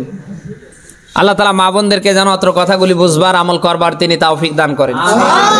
আর আপনারা যারা স্বামী আছেন, আপনাদের বলছি, আপনারা স্ত্রীর সাথে দুর্ব্যবহার করবেন না। কারা দুর্ব্যবহার করেন হাত তোলেন তো। ইসলামে কি স্ত্রীর সাথে দুর্ব্যবহার জায়েজ আছে? সূরা নিসা 19 নম্বর আয়াত চাচা, ওয়া আশিরুহুন্না বিল মারুফ। আল্লাহ বলেন তোমরা স্ত্রীদের সাথে ভালো ব্যবহার করো। কে বলছেন জানো? কোন নবী, কোন রসুল, কোন সাহাবায়ে কেরাম স্ত্রীর সাথে খারাপ ব্যবহার করেছে? না। এর কোন রেকর্ড আছে? না। স্ত্রীর সাথে খারাপ ব্যবহার করা যাবে না। স্ত্রীর সাথে ভালো ব্যবহার করবার আদেশ কার? আল্লাহ। স্ত্রীর আজ একটা অপরাধ পেয়েছে, এই জন্য পিটাবেন? না। এর নাম ইসলাম? না। আজকে একটা অপরাধ দেখেছেন, তার ভালো দিক নেই? আছে। নবীজি বলেন আজ একটা অপরাধ দেখেছো, এই জন্য তারে পিটাও না, বরং তার ভালো ভালো দিকগুলি সামনে দাঁড় করাও, ভালো দিকগুলির দিকে তাকিয়ে আজকের এই অপরাধটা মাফ করে দাও। আল্লাহু আকবার। আচ্ছা, আমরা যদি এই গুণটা কালকে থেকে অর্জন করতে পারি, আমাদের হাতে বউ কি পিটন খাবে? না। বউ মারবেন না। কোন স্ত্রী যেন কালকে থেকে অন্তত পিটন না খায়। আমরা কোনো স্বামী আর স্ত্রীকে পিটাবো না। পারবো না ইনশাল্লাহ? হ্যাঁ, আল্লাহ কবুল করুক। কোন নবী, কোন রসুল তার স্ত্রীকে পিটাননি, গায়ে হাত দেয়নি। রসুলের কাছে 3টা জিনিস খুব প্রিয় ছিল, নাসাইর হাদিস চাচা। 1 নম্বরে নামাজ, 2 নম্বরে সুগন্ধি, 3 নম্বরে নবীজি বলতেন আমার স্ত্রী। সুবহানাল্লাহ বলতে পারেন না? ওই ব্যক্তি উত্তম যে ব্যক্তি তার স্ত্রীর কাছে উত্তম। এখন আপনি বলেন, আপনি কি আপনার বউয়ের কাছে উত্তম? এই যে এখন আর কথা বের হচ্ছে না। নবীজি বলেন আমি আমার স্ত্রীর কাছে উত্তম। আমার উম্মতেরা, তোমরা যদি আল্লাহর কাছে উত্তম হতে চাও তাহলে স্ত্রীর কাছে আগে উত্তম হও। এই জন্য কালকে থেকে আমরা যারা স্বামী, আমরা প্রত্যেকেই স্ত্রীর সাথে ভালো ব্যবহার করব। পারবো তো? আমরা যে মানের খানা খাবো, স্ত্রীকে সে মানের খানা খাওয়াবো। আমরা যে মানের পোশাক পরবো, আমাদের স্ত্রীকে সে মানের পোশাক পরাবো। পারবো? পারবো সবাই? আপনারা জানেন না মা বোনরা কি পরিমাণ খুশি হচ্ছে। আল্লাহ বলছেন চাচা, হুন্না লিবাসুল লাকুম ওয়া আনতুম লিবাসুল্লাহ হুন্না। খুব খেয়াল করে শুনবেন, এদিকে তাকান। লিবাস মানে পোশাক। লিবাস আরবি শব্দ, বাংলা কি? পোশাক। স্বামী স্ত্রীকে আল্লাহ পোশাকের সাথে তুলনা করেছেন। আল্লাহ আরো কিছু দিয়ে তুলনা করতে পারতেন না, কিন্তু আল্লাহ পোশাক দিয়ে কেন তুলনা করলেন? পোশাক শরীর থেকে কি 1 কিলোমিটার দূরে? খুব নিকটে না? আল্লাহু আকবার। আল্লাহ তাআলা স্বামী আর স্ত্রীকে পোশাকের সাথে তুলনা করলেন। স্ত্রী স্বামীর জন্য পোশাক, লিবাস। স্বামী স্ত্রীর জন্য একে অপরের কি? পরিপূরক। আপনি যে মানের খানা খাবেন, আপনার স্ত্রীকে ওই মানের খানা খাওয়াবেন। আপনি যে লেভেলের পোশাক পরবেন, আপনার স্ত্রীকে ওই লেভেলের পোশাক পরাবেন। কিন্তু আমরা দেখতে পাই এই জায়গাতে আমাদের বৈষম্য। নিজের পায়ের জুতো হলো 500 টাকা, 1000, 2000, কারোর 5000 টাকা। বউয়ের প্রায় আজ 2 সপ্তাহ হয়ে যাচ্ছে বার্মেসের 1 জোড়া, মাথার বোটাটা ছিঁড়ে গিয়েছে। বিকেলবেলা বের হলেই ডাক দিয়ে বলে আমার জুতো ছিঁড়ে গিয়েছে, আমার জন্য 1 জোড়া জুতো নিয়ে আসিও। সব খেয়াল থাকে, বউয়ের জুতো আনার আর খেয়াল থাকে না। না, এরকম স্বামী যদিও আপনাদের এই এলাকায় নেই, অন্য জায়গায় আছে। দেখি বৈষম্য হলো না? বৈষম্য হলো না? ইসলামে কি বৈষম্য করার কোনো বিধান আছে? নেই ভাই। এজন্য আপনি যে মানের পোশাক পরবেন আপনার স্ত্রীকে ওই মানের পোশাক পরাবেন। আপনি যে মানের যে লেভেলের খানা খাবেন আপনার স্ত্রীকেও কালকে থেকে ওই মানের খানা খাওয়াবেন।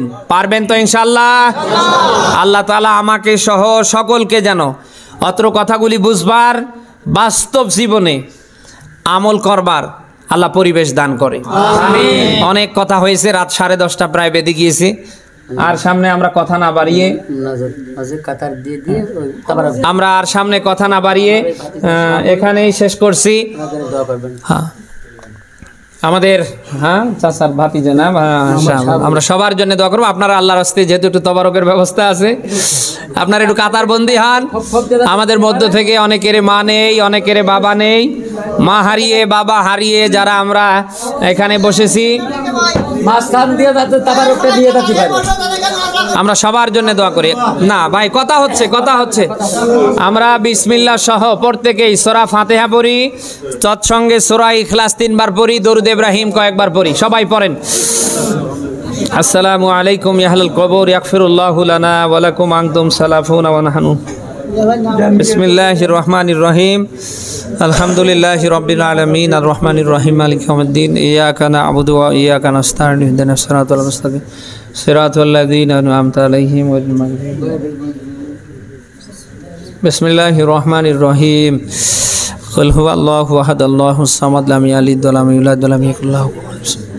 কুল হুয়াল্লাহু আহাদ আল্লাহুস সামাদ লাম ইয়ালিদ ওয়া লাম ইউলাদ ওয়া লাম ইয়াকুল লাহু কুল হুয়াল্লাহু আহাদ আল্লাহুস সামাদ লাম ইয়ালিদ। না, এই তো এর উপরে কিছু কাপড় টাপড় দিলে হতো চাচা। এই যে একবারে টাইলসের উপরে কষ্ট হচ্ছে খুব। তারপরে এতক্ষণ আমার বলবেন না যে কষ্ট কিভাবে কষ্ট হচ্ছে টাইলসের উপরে। ভাইদেরকে কষ্ট দেওয়ায় আমি দুঃখিত। আসলে লং সময় কথা বলা হয়েছে। না, আমি দেখতে পাচ্ছি অনেকে টাইলসের উপরে একটা কাপড়ও নেই, কি পরিমাণ কষ্ট। আল্লাহুম্মা সাল্লি আলা মুহাম্মাদি ওয়া আলা আলি মুহাম্মাদ কামা সাল্লাইতা আলা ইব্রাহিম ওয়া আলা আলি ইব্রাহিম ইন্নাকা হামিদুম মাজিদ। আমরা সবাই সবার জন্য দোয়া করব। আমাদের থেকে যারা কবরে গিয়েছে আমরা সবার জন্য দোয়া করবো ইনশাল্লাহ। দোয়া করে দিয়েছেন আপনি? দোয়া করেন।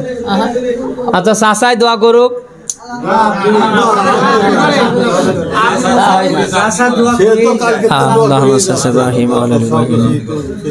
আল্লাহুম্মা আমিন।